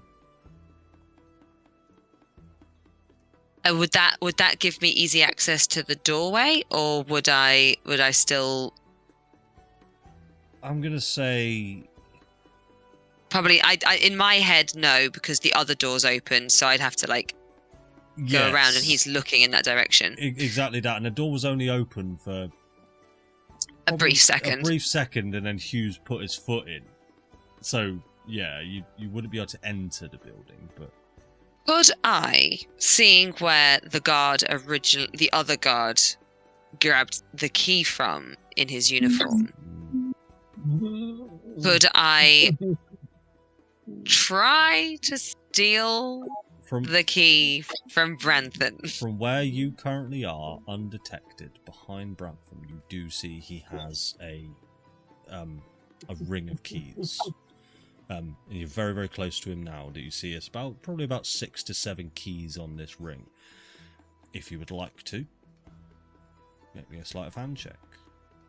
As do I clock Flopsy eyeing up Branson? She's good. Yeah, from where you are, you see Flopsy, because you're obviously faced in that direction, so you see her slinking behind. Although with a 27, she might as well be fucking invisible. So yeah, you do clock it. So yeah, if you'd like to assist in some way. Okay, so as he like waves his hands at me like this, I go, "Hey, excuse me, Grantham, don't fucking wave your little hand at me like this." What are you going to do? He just does it in front of your face. Go on, do something. Can I pick him up? You want to do it? Can you pick him up? Yeah, can I pick him up? Can I just pick him up and hold him up here? Don't like, huh? Roll me a athletics check for me. We'll make this contested. Go on, Hew, get in. For fairness, my town guard doesn't have a specific stat block, so for fairness, I'm going to give him a +3 to strength. All right, everybody happy? All right. Yeah. Why did that not roll? Roll, yes.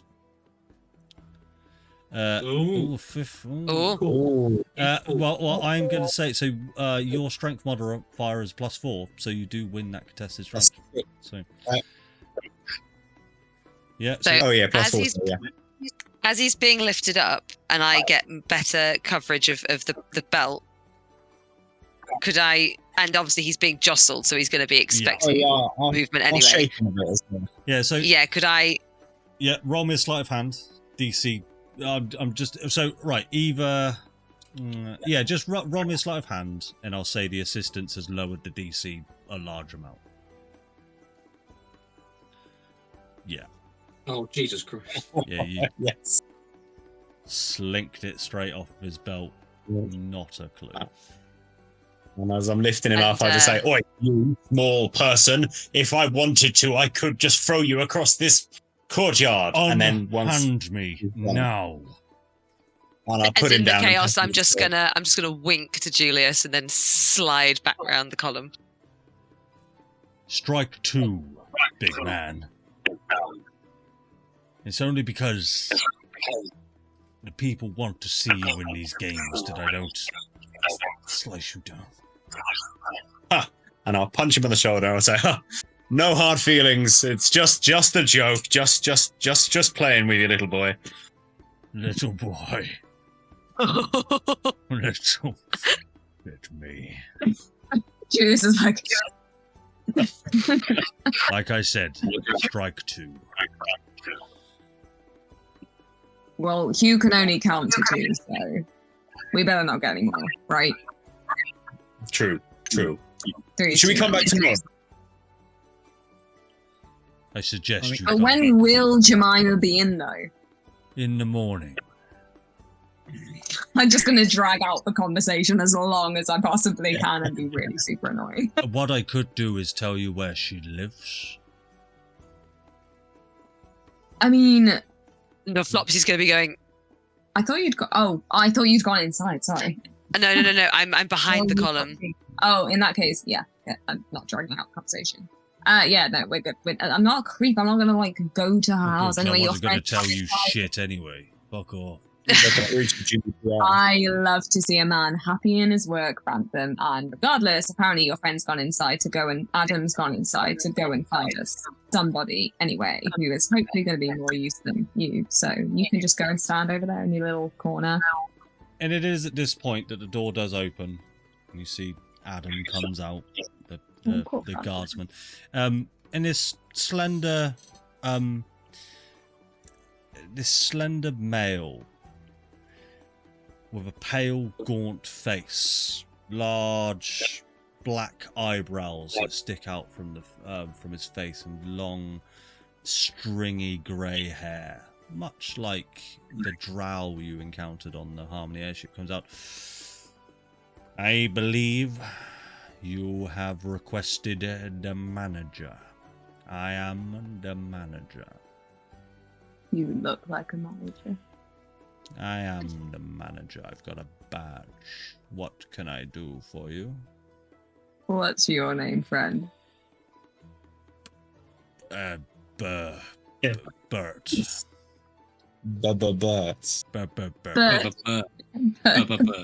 Bert the manager. The manager. No, my The- actual title is Accountancy Cleric. How may I help you? Cleric. Yeah. We were just here actually to find out who signed us up to the games and whether you kind of found out anything about that. Yes, the internal investigation is still ongoing. It was only but 4 hours ago that we started.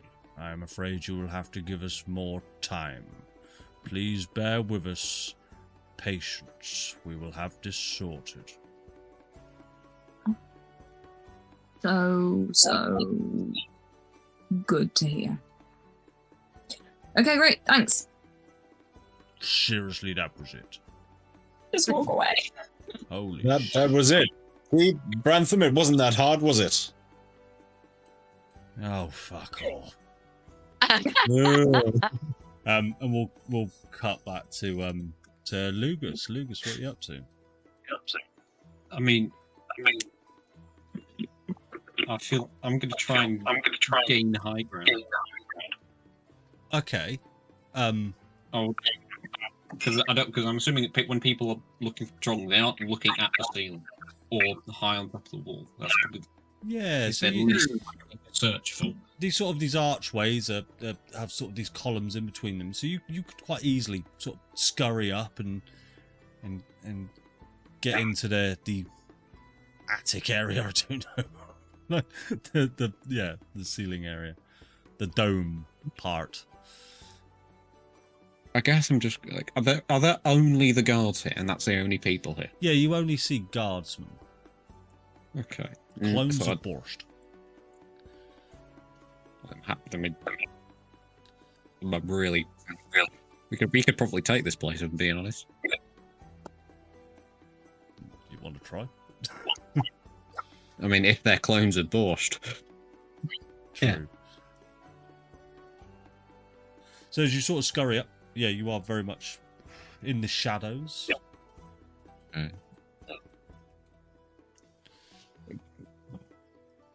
There's no like noticeable, like, I guess I'm just gonna look at the walls for like safes or like.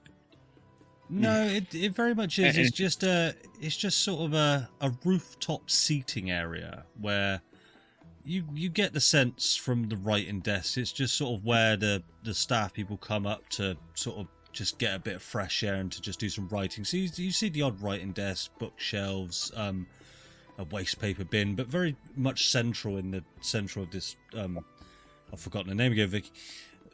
Dome thing is just a staircase cupola. So just in the centre of it, it's just 2 railings and a staircase going down. And high above now, you can sort of see down, and you can see again. There's more sort of office space down these stairs.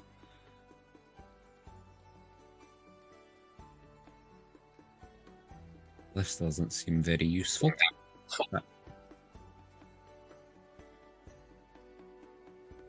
If I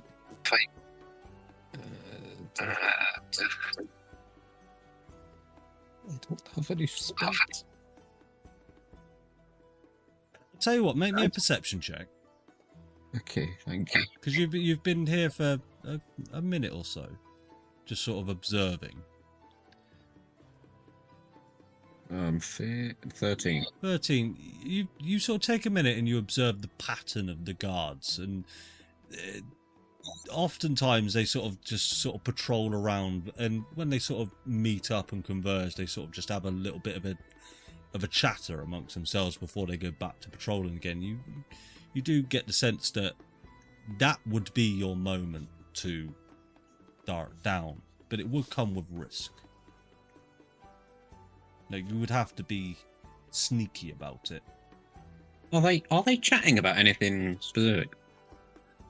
Not anything specific. One's talking about how his wife cooks the shittiest meals every night. That type of deal.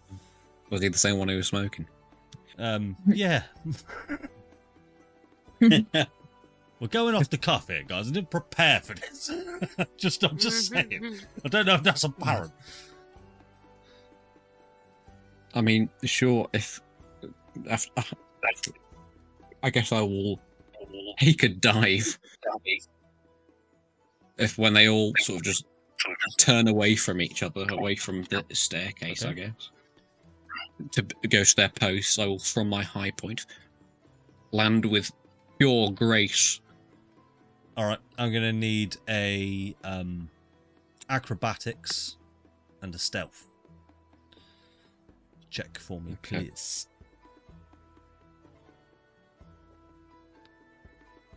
What's that one? Acrobatics. 12. Yeah. 12. Oh, that's not good for stealth.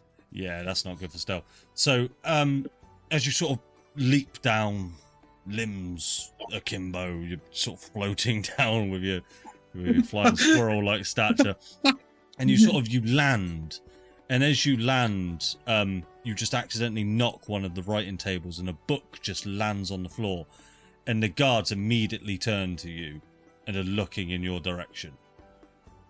I'm just going to try my best to mimic squirrel behavior. I was like, keep my hands to my face to cover up my tusks, and just look around like I have no idea what I'm doing here. Try and just look like a weird squirrel. Look, it's a squirrel. Hey, you doing, little feller? He's just going to sort of... I guess a squirrel would sort of... Yeah, he's just going to dart away. Yeah, Dart downstairs, because that's the closest point. Hey, Mimic a squirrel now. You can't go down there. We can't let a squirrel loose in the building. This is our entire job. We got to stop wildlife getting in. And they scurry on after you. So as you scurry down the stairs, you see immediately sort of a corridor to your left and a corridor to your right. It's sort of this large hallway, and there's rooms on either side of the hallway. Right at the end, there's sort of these little writing desks. But you see, one of the doors in particular are two large double doors to your right, and then there's also another one to your left. So you've essentially got a hallway. Straight in front of you is the large descending double staircases that go down to essentially the main entrance. So you've essentially got a choice: left, right, down, or back the way you came. Or not down, because he saw him ascend. I'm not going to go back out. Left. So you move past. There's sort of these three doors on one side of the hallway, and on the other side of the hallway is these large double doors. I'm going to need a decision real quick what you're up to, because these guards are right on your tail. I'm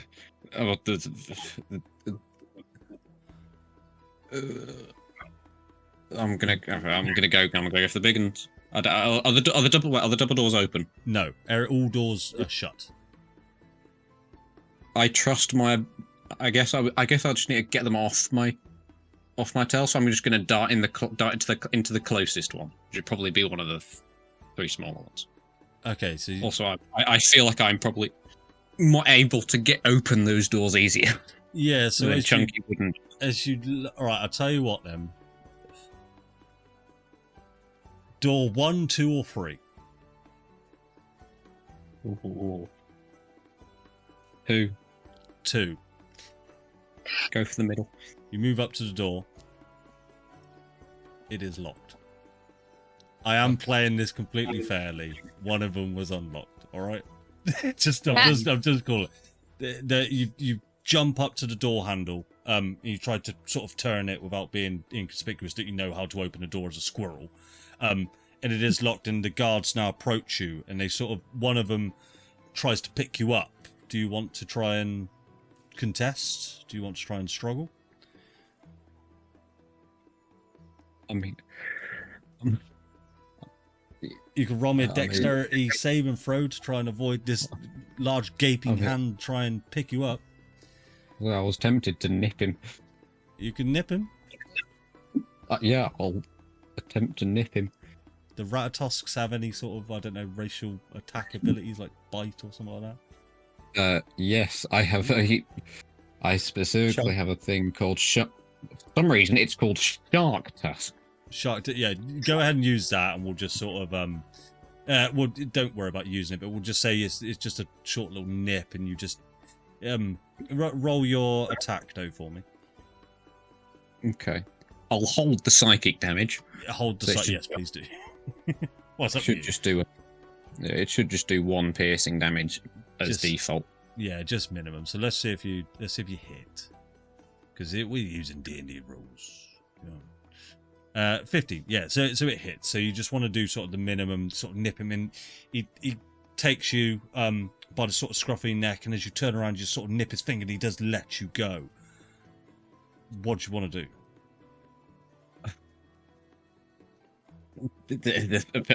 I'm good. Try for. No, at this Make a point, break for it. they're obviously looking at me. They're obviously just watching. They're gonna tell if I go through any door. They're about six. With sort of loose initiative in my head, you've taken your turn. This is now the ending of your turn. The next turn, they're probably gonna get a bit pissed off with you. I'm gonna break for a window. You're gonna break for a window. So all the windows are closed. You see one at the very far end of the hall. So it is closed off. Okay, then. But you could okay. You do see a latch on the window, just very high up a window. I'm going to say you're right here. Do you sort of see what I mean? Yeah, we'll say you're right there on that little balcony. Okay, all right. Yeah, then I will lunge for that. Lunge for that. So without much of a hassle, you manage to unlatch it and just sort of push it forward, and it sort of takes a bit of strength to do so. And you do feel just a fresh air hit you, and there's a short little balcony on there. And as you cross the threshold of the window, one of the guards lunges out and tries to grab you again. Make me a dexterity saving throw. Okay.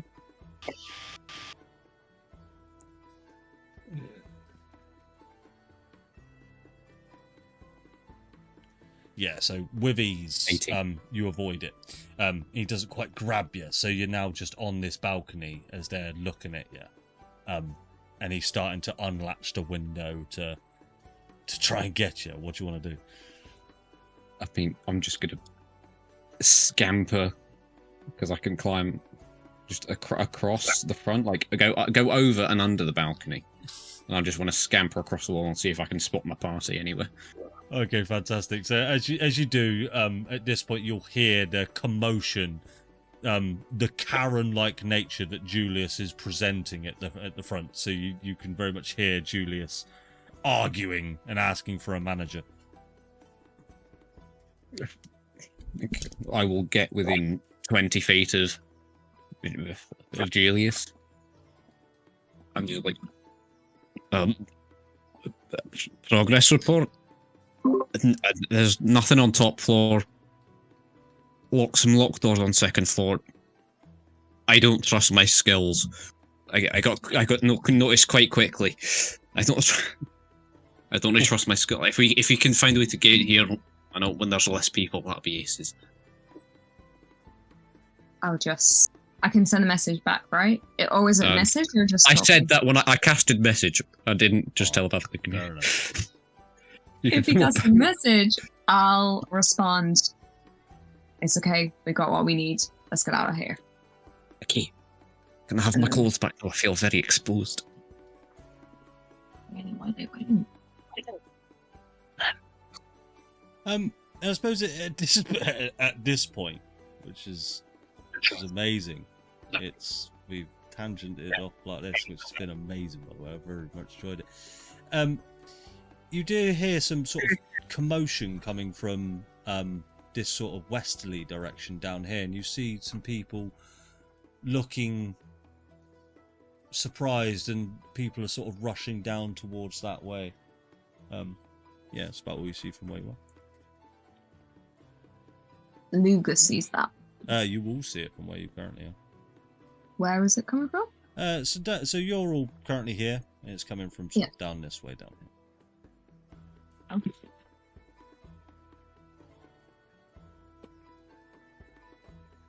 Can we see anything? There's not many people around. Yeah, the people that are there's about 3 people, and they seemed a bit shocked and confused. They've just sort of ran down in that direction. There's sort of this side street.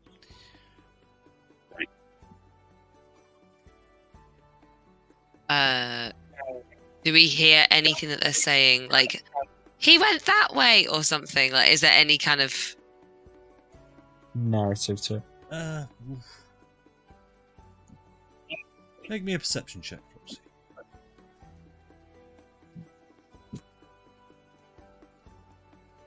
12? 12. Yeah, you get the sense that they seem panicked. You do hear one just sort of say, "What? A break-in?" Okay, and they just sort of head off in that direction. Follow them. Someone's beat us to it. Yeah, Flopsy's just gonna run after them. Okay. Everyone following? Yep. Landing on Hew. Okay, I'm taking the Hew train, boys. So I'll wait for Lugas to catch up with us before I run off. Are you still naked? I mean, yeah. At this point, yeah. I'm gonna make I've got his tunic. The person with my clothes fucked off earlier. Amazing. I'm Don't worry, I won't look. Sneak into the. I'm assuming you're still wearing your cardboard hat. Oh yeah, yeah. I forgot about that. Probably help with your looming, if I'm being honest. So as you guys make your way down this side street, sort of joining these sort of four people, you come up to one of the main passages, and looking at your map, you'll see that this is the way to what was marked as the Time Museum. And you can see there's two individuals at the front of this museum, or this building, this large rustic building, and they look quite panicked, sort of talking to each other. And you can see glass is sprawled out all across the street from multiple windows of this building being smashed in. But that's all you sort of see, these two people outside the front door. Because I was probably the first one that ran up. I'll just run straight to them. Yeah. We heard some cries. What happened? I'll do quickly as I move you here. No. Oh, there I am. Hello. I'll plop you all down. Put yourselves where you want to be. Like I said, it's one of those times where it's more helpful to see a map, not necessarily that there could be a battle or anything like that. So yeah, what you see in front of you is this kind of sort of 4'3" lizard folk in front of you, and he's sort of wearing an apron and two large bottle-sized spectacles. And next to him is just a jaunty old man in this sort of brown leather cap. And they're looking quite panicked and talking to each other, and he sort of goes, the bloody museum's been broken into, I tell you. I don't know who was it, who did it, and the lizard folk sort of turns to you, Flopsy, and you did you see anything? I've seen nothing. We just arrived. What's happened? There be a break-in, lass. Oh, so I think. I'm not sure if we should enter or not. I don't know if they're still in there or. Oh. Are you a pirate? Is there a back entrance? Aye, there'd be a back entrance, yes.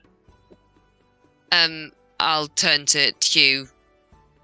Hew, I think there is another entrance in. But if they came through this way, they're most likely going to escape from the back. I'll head round that way, and I'll get my axe. I'll say, Lugas, jump off. Put some clothes on. I'm naked. Oh, Lugas! I'm gonna throw his tunic at him. Yeah, and then is it just straight down? Which way? Which way's the back entrance? Just follow the building around, lad. Follow the building around, you see it. Before Hew runs off, Julius will just put a hand on his shoulder and be like, "If you have any trouble, just cut him in half." And I'll give him bardic inspiration. In bardic inspiration, cool. Where was that when I? So remember, you got yourself a D6 there.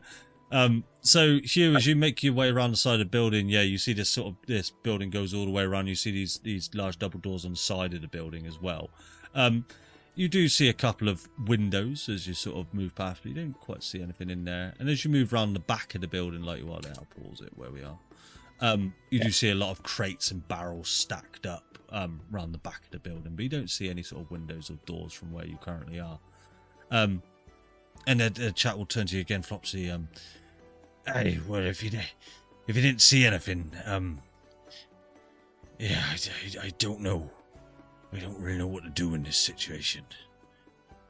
I mean, Why would they be coming into a museum? What was held there? Was there anything specific?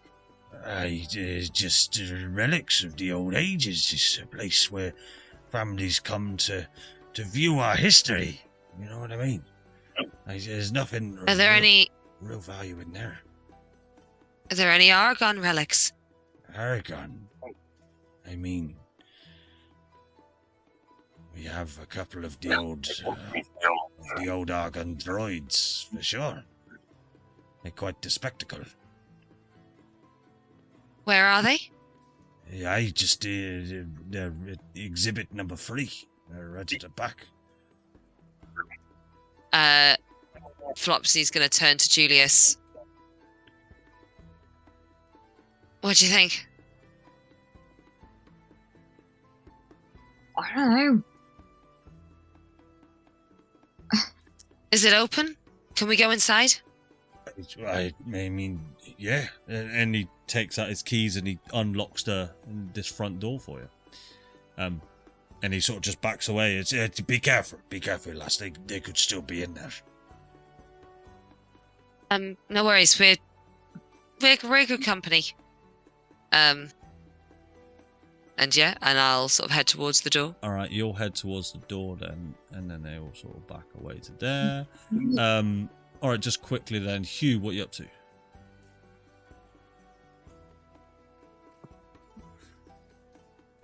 You're on. Oh, I can't hear you, Darren. You're not on mute though. That thing's happened again. Yeah.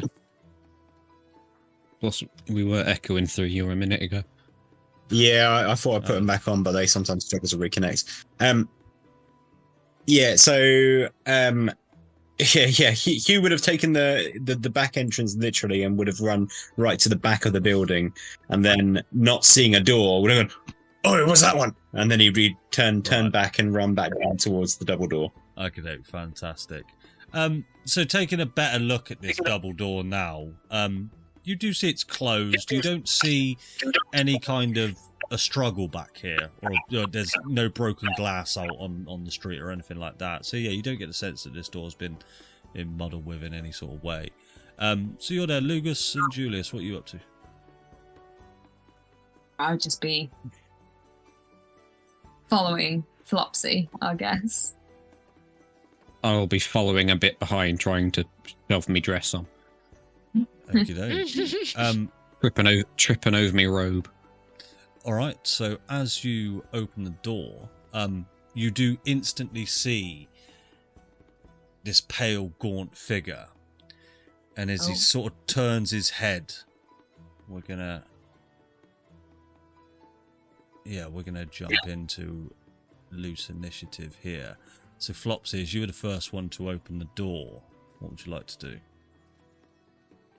Can I run to behind these crates? Yeah.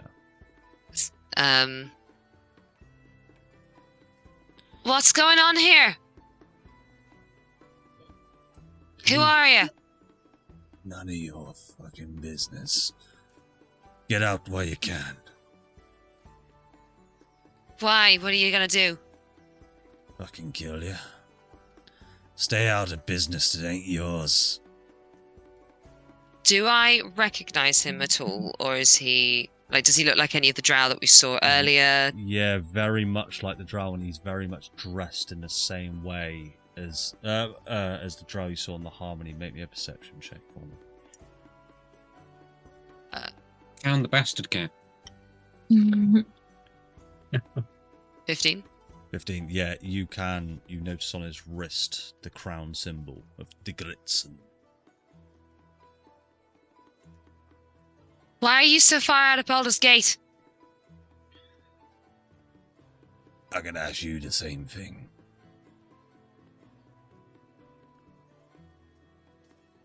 How did you know? Much like you know of me. We know our own kind.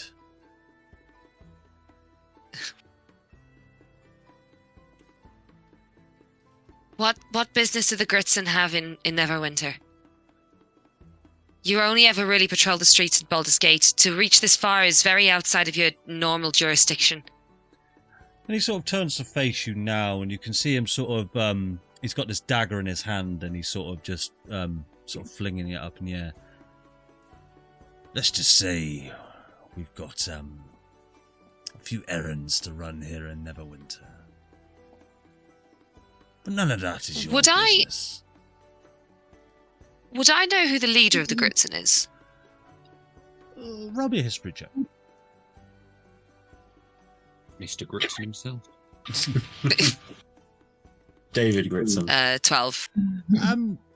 No, you get the sense that the Gritson were they're sort of the mafia, that they do patrol and they strong arm local businesses into paying them, and they get up to some shady deals. But no, you don't get the sense that you know of the leader or anything like that.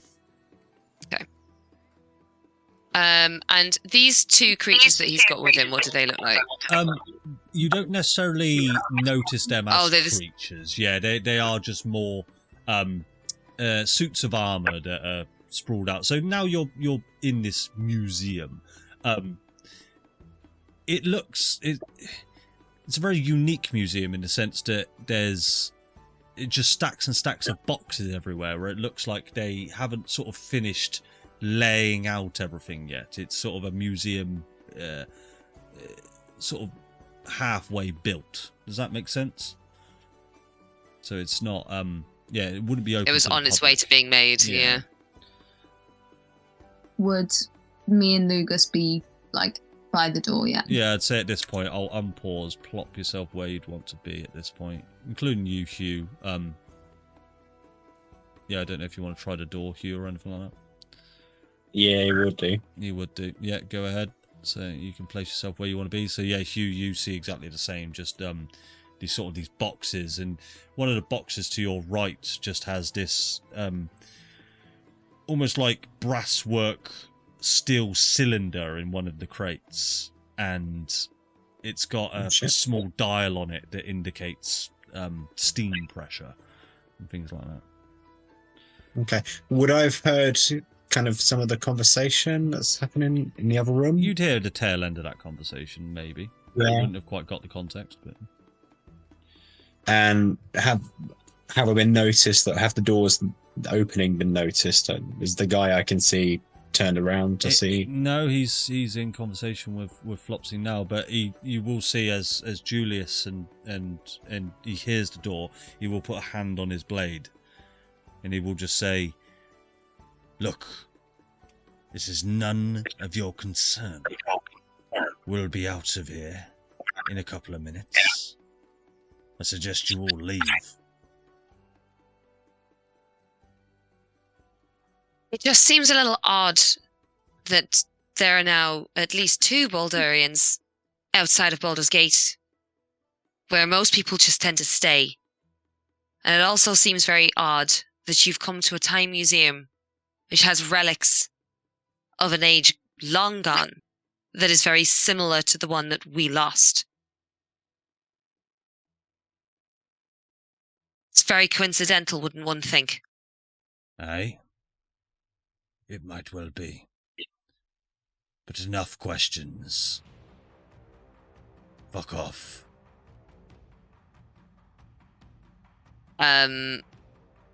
You'll see, because she'll have her hands on her bow at this point. Yeah. And her hands will tighten around it. And she'll look at Julius almost apologetically. I can't do that.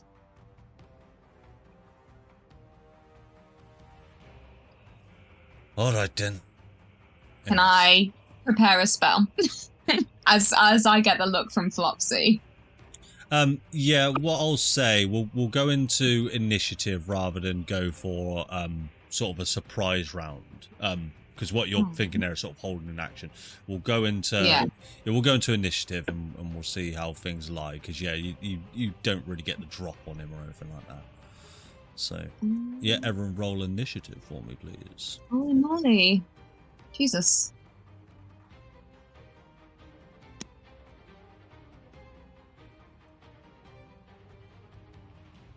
Oh.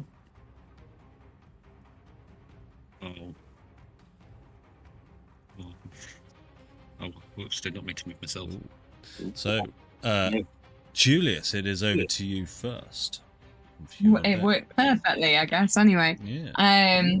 So yeah, as soon as I see that look, I imagine Julius was leaning against the door, rather like in his picture.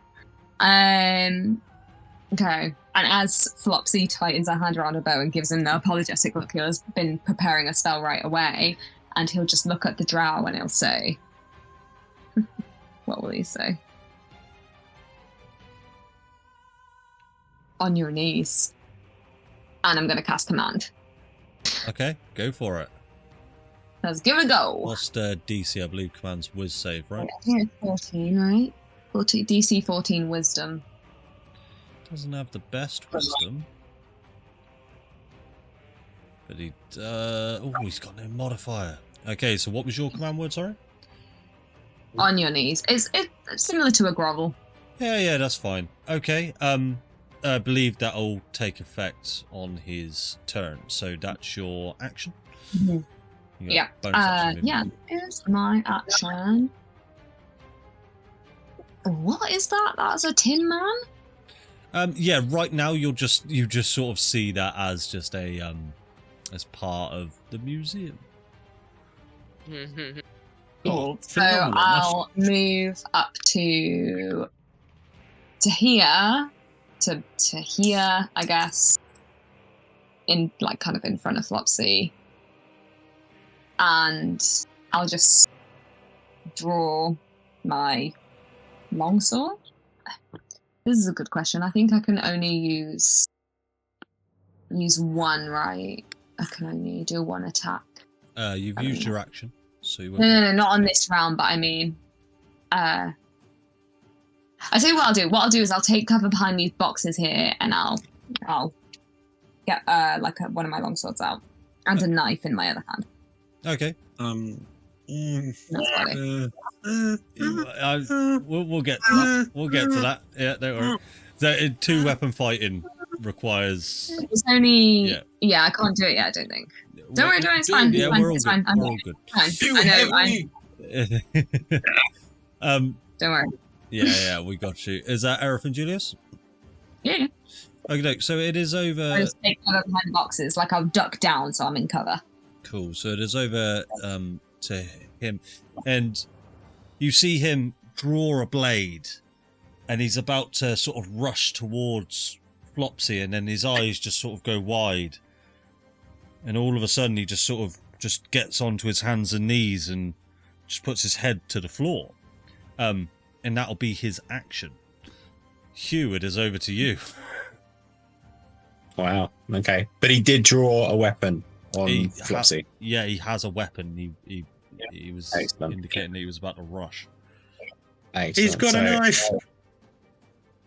He's got a knife. So I will, as a bonus action, I will shift. Oops.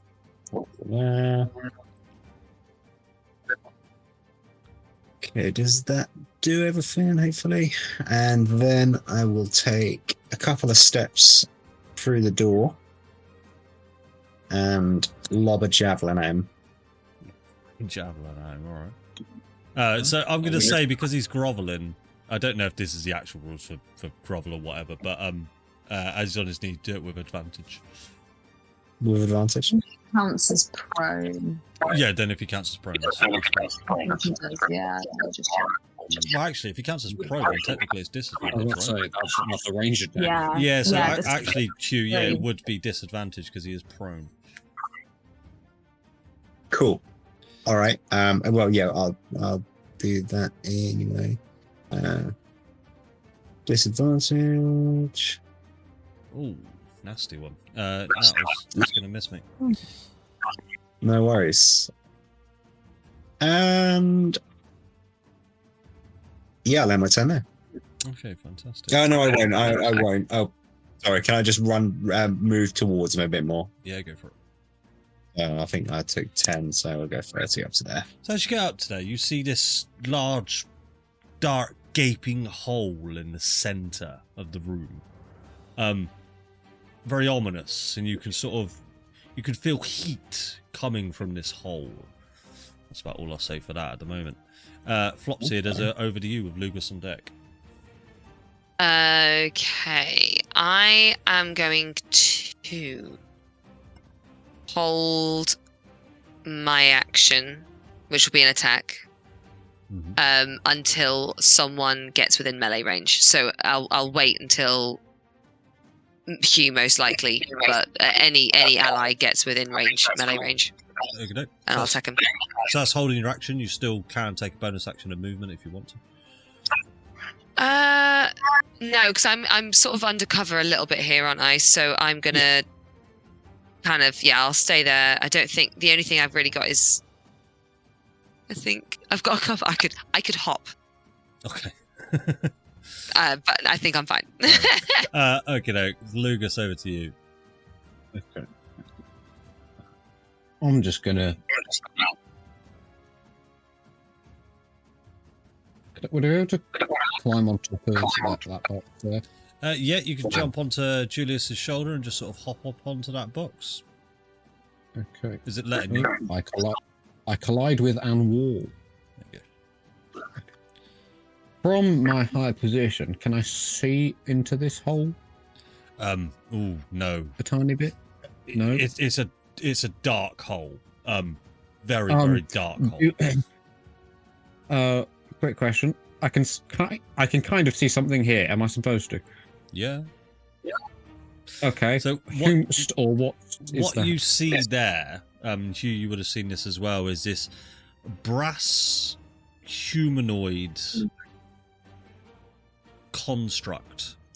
And it's got these dark eyes, and it is made to look like that of a humanoid, but you get the sense it's almost like this steampunk sort of construct looking thing. All of its joints are very mechanical. It's got its torso is made of sort of heavy armor, but it's broken. It doesn't appear to have legs. It is just a torso sort of slung up next to a wall.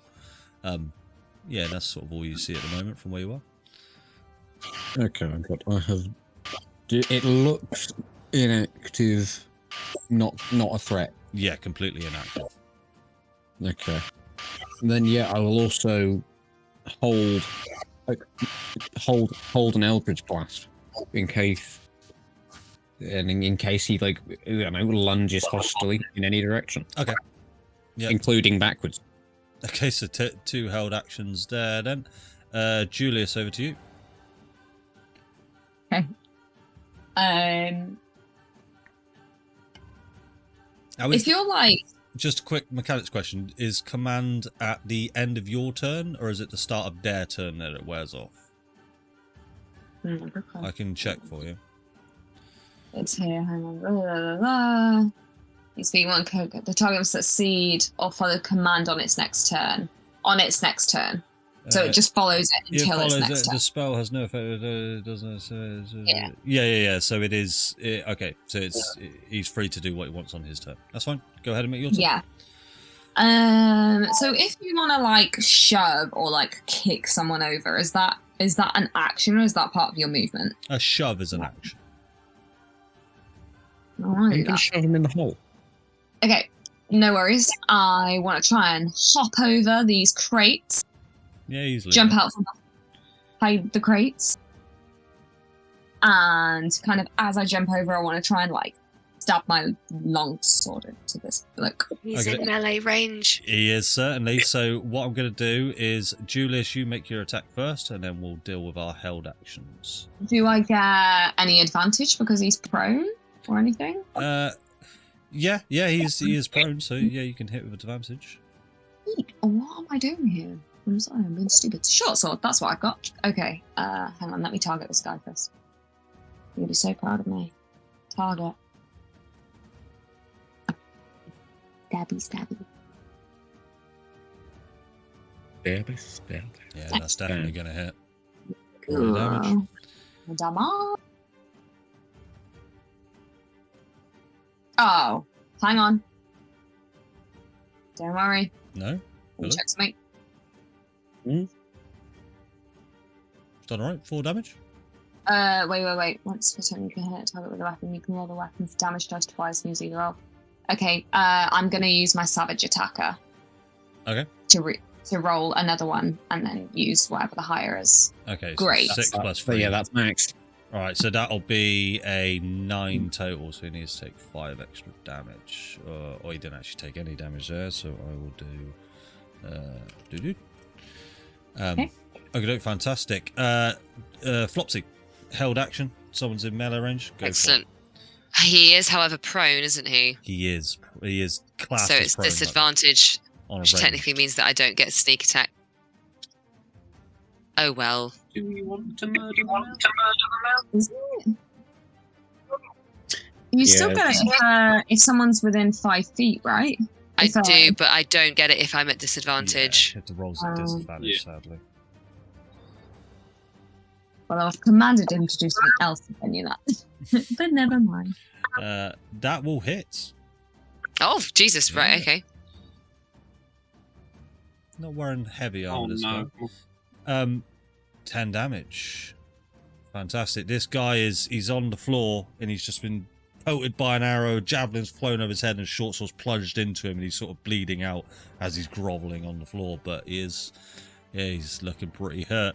What I'm going to say, Lugas, do you want to use your held Eldritch Blast? I know you said if he lunges towards, but we might as well resolve this here. I mean, if everyone else is blasting this guy, I'll go and give it a go. It's again at disadvantage for me because it's ranged spell It is attack. ranged, yep.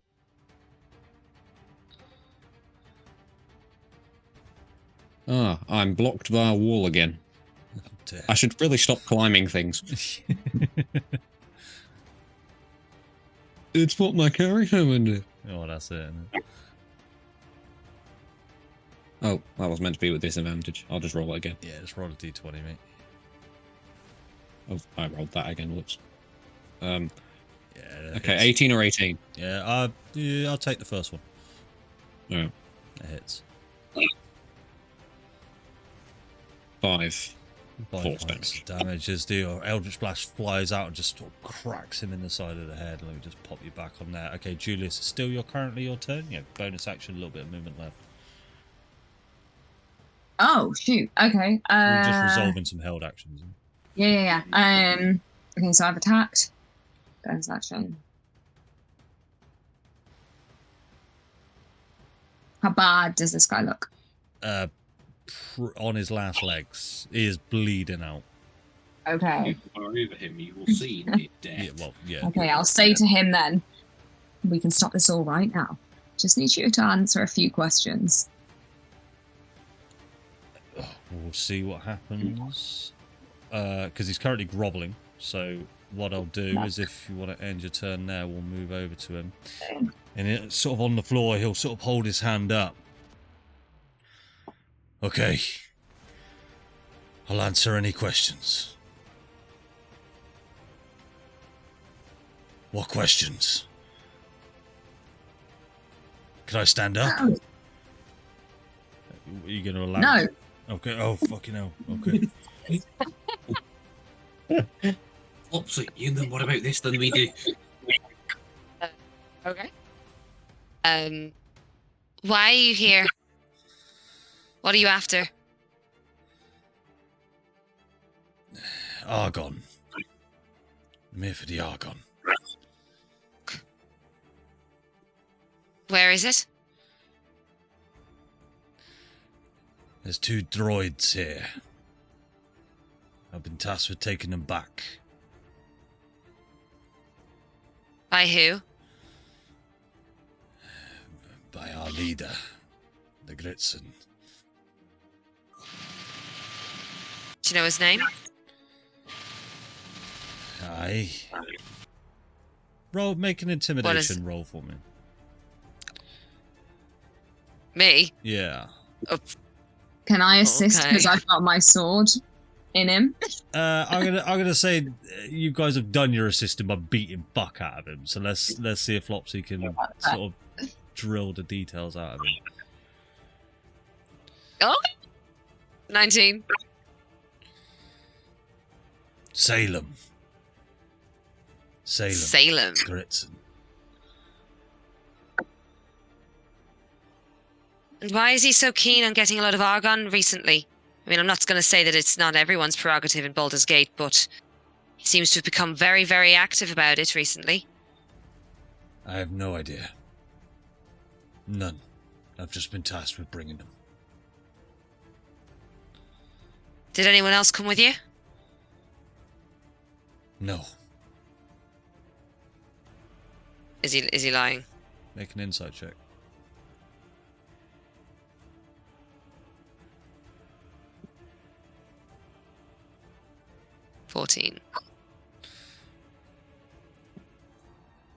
Tell you what.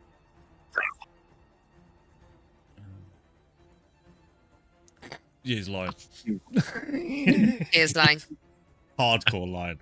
He just can't hold it. Hardcore fucking lying. Yeah. Can I kind of like get a little bit closer with my bow armed? So sort of like walk to about here. There. Yep. I'll just move you a sec. So as you do, as you move a little bit forward, you see him casting a spell and holding his hand out to the right. It is currently his turn. And you see as he sort of pushes his hand out, these glowing orange arcane streams come out. And you see this metal armor in front of you starts to twitch and shake and just creak and crack. And he's just going to look at you all now, and that's going to be his turn. So we're going to just sort of move back into loose initiative just here. So Hew, what are you up to? So I suppose so I've just witnessed. Have I noticed the armor twitching? Yeah, you definitely would have noticed it, and you definitely get the sense that this thing is starting to animate. Yeah. Okay. So I think if it seems like he's under control, I probably kind of sidle behind him, and then stand over here and just hold an action to see what the Tin Man's going to do, and if it shows any sign of aggression, then I'll make an attack against it. For sure. There we go. And also, Yep, go on. sorry, and yeah, I think the sight of the sword being in him, I will rage. You'll rage, yeah. Yeah, go ahead and Yeah. smack that for me. Rage. For what it's worth, shifting doesn't work in Foundry. Was it not? My AC is 16, and I've worked out the temporary hit points, but Alright, yeah, do temporary hit points manually and then just yes. yeah, you tell I'll ask you if things hit or not, so you're good. Yeah, no, it's not. Cool. So you all see it as this large suit of plate armor just sort of creaks and cracks, and it just stands to attention, draws this large let me have a look. Actually, he has no weapon. He just instantly turns around to you, Hew, and just tries to make an attack on you. Okay. He's going Big old axe coming to his face. so he's going to attack you. Does a 14 hit? Misses. He's going to go for that attack again. Does a 15 hit? No. 16 AC. Lovely. So his suit of armor just rises up and just takes two massive haymakers towards you in your direction, and you just managed to sort of dodge out of the way. Flopsy, it is over to you. You've just seen him cast his spell. This suit of armor. Yeah, I think he had a held action. You did have a held action. Go for it, Hew. I'll attack with my double bit recklessly. How do we do reckless attack? Just use advantage. You just say reckless and then Oh, okay. roll it with advantage. Fair. So it's not like you've only got so many uses of it. If you just say I want to do it recklessly. 17 will hit.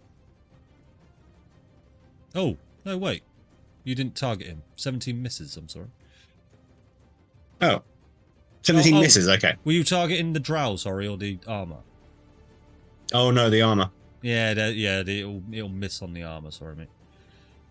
That was. Okay, cool. So we're over to Flopsy. Are those 2 arcane tethers still up?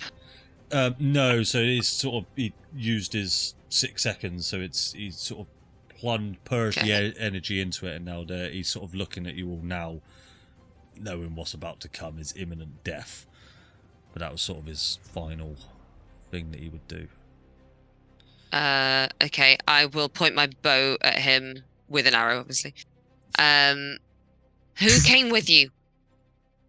Tell me. Just kill me now. Just get it over and done with. I ain't telling you shit. I've told you too much already. I will shoot him with my bow. Go for it. So just normal attacks. He did stand up. Well, he hasn't started. Oh, and I. Yeah. That's fine.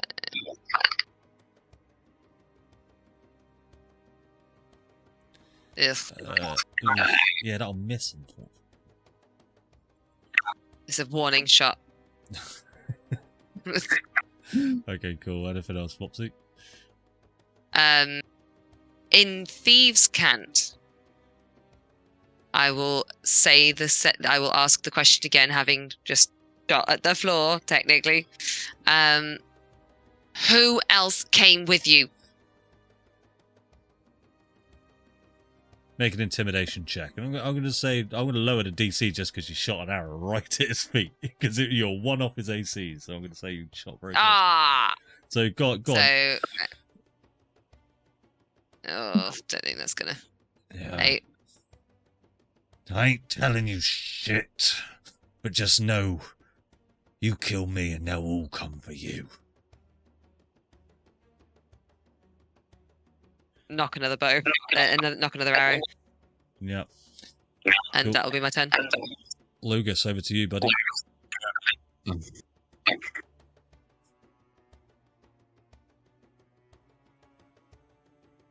See if I can finish him off. He's standing up now. Yeah, we'll say yes. Okay. I'll move you over. I get out. Yeah, I'm on a wall again. Bit of feedback for you, Mike, there, Darren. Sorry, mate. Hacker! Oh. Missed my opportunity. Dunk. That'll hit.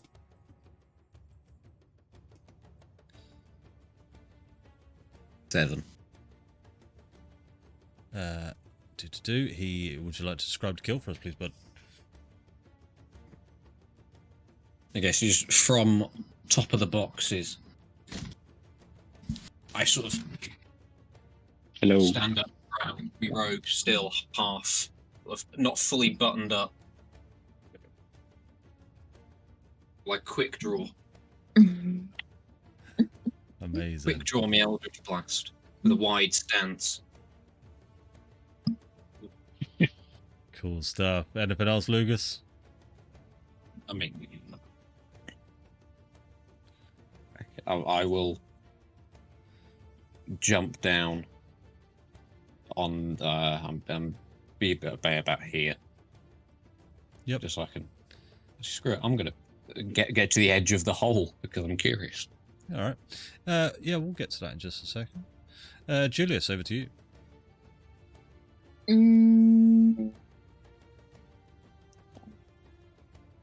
Blah blah blah.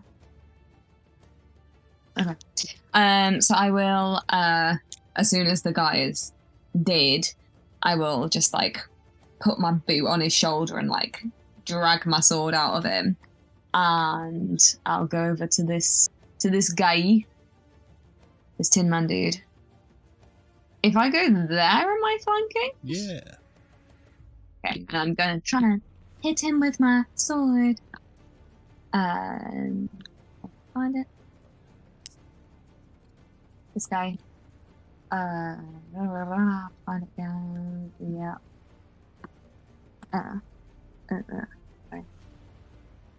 So I'll take a swing at the Reuben. 24? 24 hits. Roll for damage. Nice. Let's do some damage. Ugh, I'll use Savage Attacker again, because that is... 5 points of damage. Yeah. So that'll be just... Well, I'll take the second one. Yeah, that'll be just one more point. So that is my action. And then I will just stand there.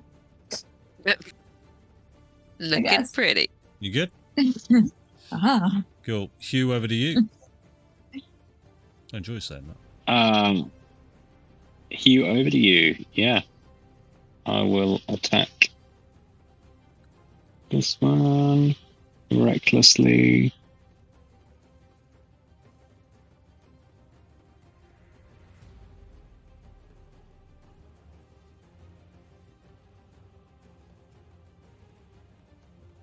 Ooh, 17 will miss. 2 17s in a row. Yeah, nasty. Yeah, and I'll end my turn there. Okie doke. Tin Soldier will target you again. Because you attack recklessly, he will get advantage. Mhm. That'll be 21 to hit. That's going to hit.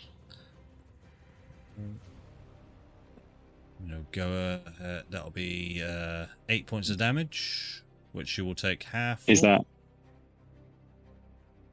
Yeah, so that is bludgeoning, so you'll take 4 points of damage there, buddy. He's going to go ahead and make a second attack.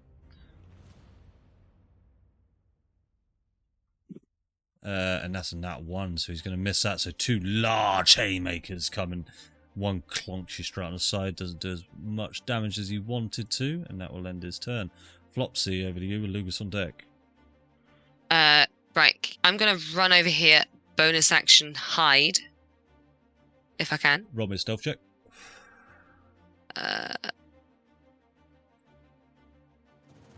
Yep. Right, yep.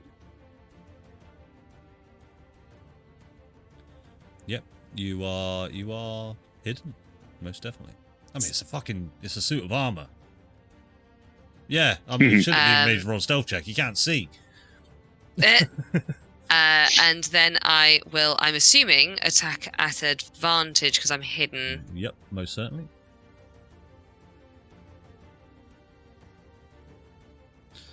That'll definitely hit. Roll your damage. And then I will get sneak attack. So I'll do my damage first. Excellent, wonderful, love it. 5 points of damage. And then, is it just 1d6 at the moment? Yeah. There you go.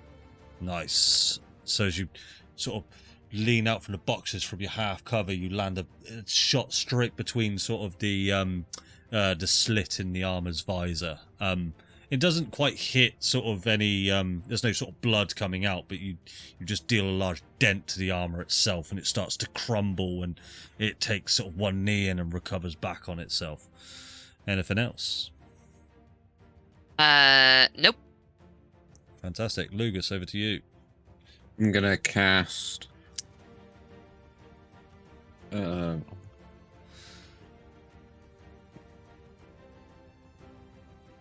gonna cast Vicious Mockery on it. Vicious Mockery? Yes. Make a wisdom save, please. Wisdom save. I'm just trying to debate something. I'll let it go through. Technically, this thing doesn't have a brain, but I'm going to say, what would you like to mock this thing with? Because he is technically immune to psychic damage, but it's not psychic damage, so yeah. Go for it. I mean, it is psychic damage. Oh, well, then... Vicious Mockery is psychic damage. Oh, then, yes. How would you like to mock him and do no damage then, buddy? Okay. I mean, does he still get the effect for failing? Okay. I'll just insult his shit mustache. Yeah, so as you just insult him, and you get the sense that it should have done damage, he just completely negates everything, and he just doesn't even turn in your direction. Just no emotion. Oh. That was a bit useless. I end my turn. Sorry, mate.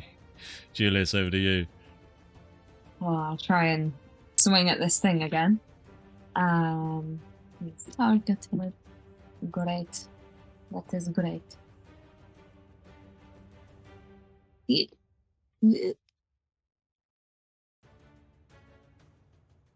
Wow. Wow. No, that's Nice. that'll miss. Ouch. Ooh, Yeah. really Why are dodged you it. using Gyroscope ones? Sorry. Anything Just else? hungry. Anything else, Julius? Never ever too late to eat a Like snack. my own reflection or something. Yeah, I miss. And that's my turn. All right, fantastic. Cue over to you. Let's finish this guy off. Okay. Attack recklessly. Da-da-da. Attack. Advantage. Oh, Hew, come on. No! Oh my god. That is Useless. going to It's miss. that grog from earlier. Oh my god. We've got so many That's it. advantage rolls and no one's hitting. Anything else, bud? Nope. Oh, no, fantastic. He is going to go for you now, Julius. Oh, yeah. That'll be a 14 to hit. Yep. That'll be 6 points of bludgeoning damage. He'll go for a second attack on you. Oh, no. 23 to hit, which I assume it does. Yes. Most Oh, definitely. dear. And that'll be another Oh, 6 no. points of damage. And that'll be over to Flopsy with Lugas on deck. I will bonus action hide once again. Yeah, don't worry about stealth. He's literally a Yeah. suit of armor. He's Then attack. yeah, that'll Yep. definitely hit. And then so I'll do the damage and then I'll sneak attack. Nice hit. 9 points of damage. Oh my god.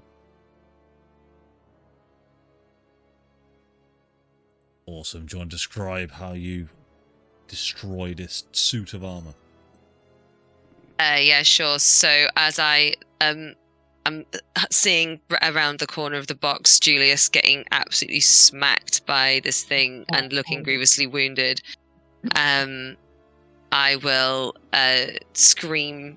Well, not scream. Probably just go no, and then immediately just draw my bow around the corner and just let loose an arrow pointed straight at where the neck would be on an actual person, chink in the armor, and yeah, the arrow will just go straight through, Amazing.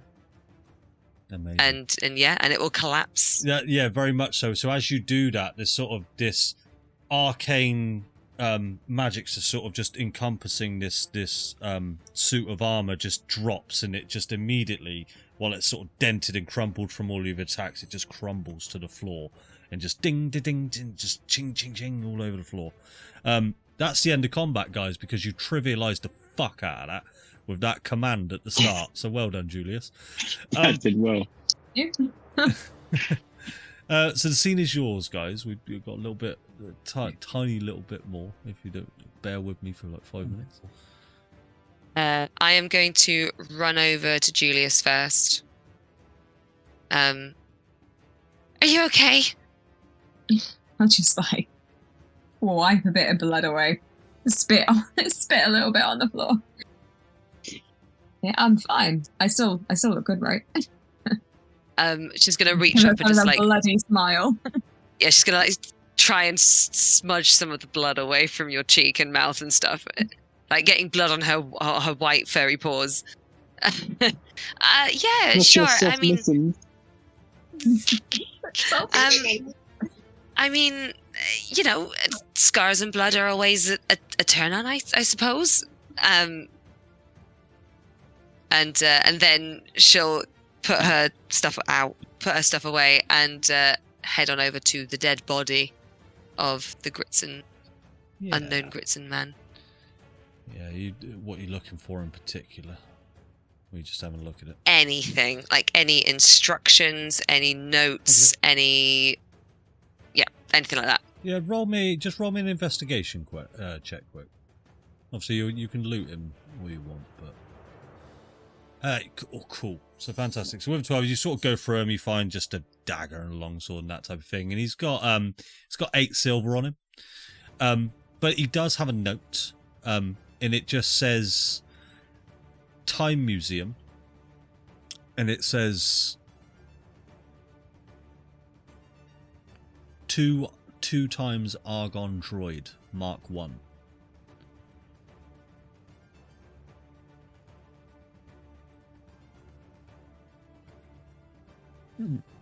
And then I guess I will wordlessly kind of get up and start searching for the Argon droid that he was probably after. Awesome. So, yeah, for Hew, I know you noticed one of them, but... Julius, do you want me to fix your nose? That's it. So you see when there, Flopsy. And as you approach this sort of bronze or brass sort of structure, this construct, it's sort of lying there on the ground. It's only a torso with just this helmet on. One of its eyes is just sort of hanging out on a spring. It's got this tiny little aerial on top of it. And as you move closer to it, you can start to hear this hum, this hum. And as you move closer, the hum starts to turn into a kind of this ringing sound. And as you move even closer, you see it start to twitch and move ever so slightly. Is there anything you'd like to do? When it sort of twitches, I will just kind of jump back a little bit. But when I see that it's not moving completely, I'll sort of move closer and sort of reach my hand out. And as you reach your hand out, do you make contact? Yeah. And as you make contact, you see it's the one eye that it's got left, this sort of cylindrical thing that it's supposed to resemble an eye, starts to blink. And it turns this sort of aqua neon blue. And you just hear this voice, all of you hear this in the room, it just says, "Hello, is this voice pleasing to you?" And that's where we'll end the session. Hooray! Woohoo! Thank you for watching, guys. What a ride! What a ride! Cool. I did my sneaky heist. I wanted to do that. Cool. We'll see you all next time, guys. Ta-ta.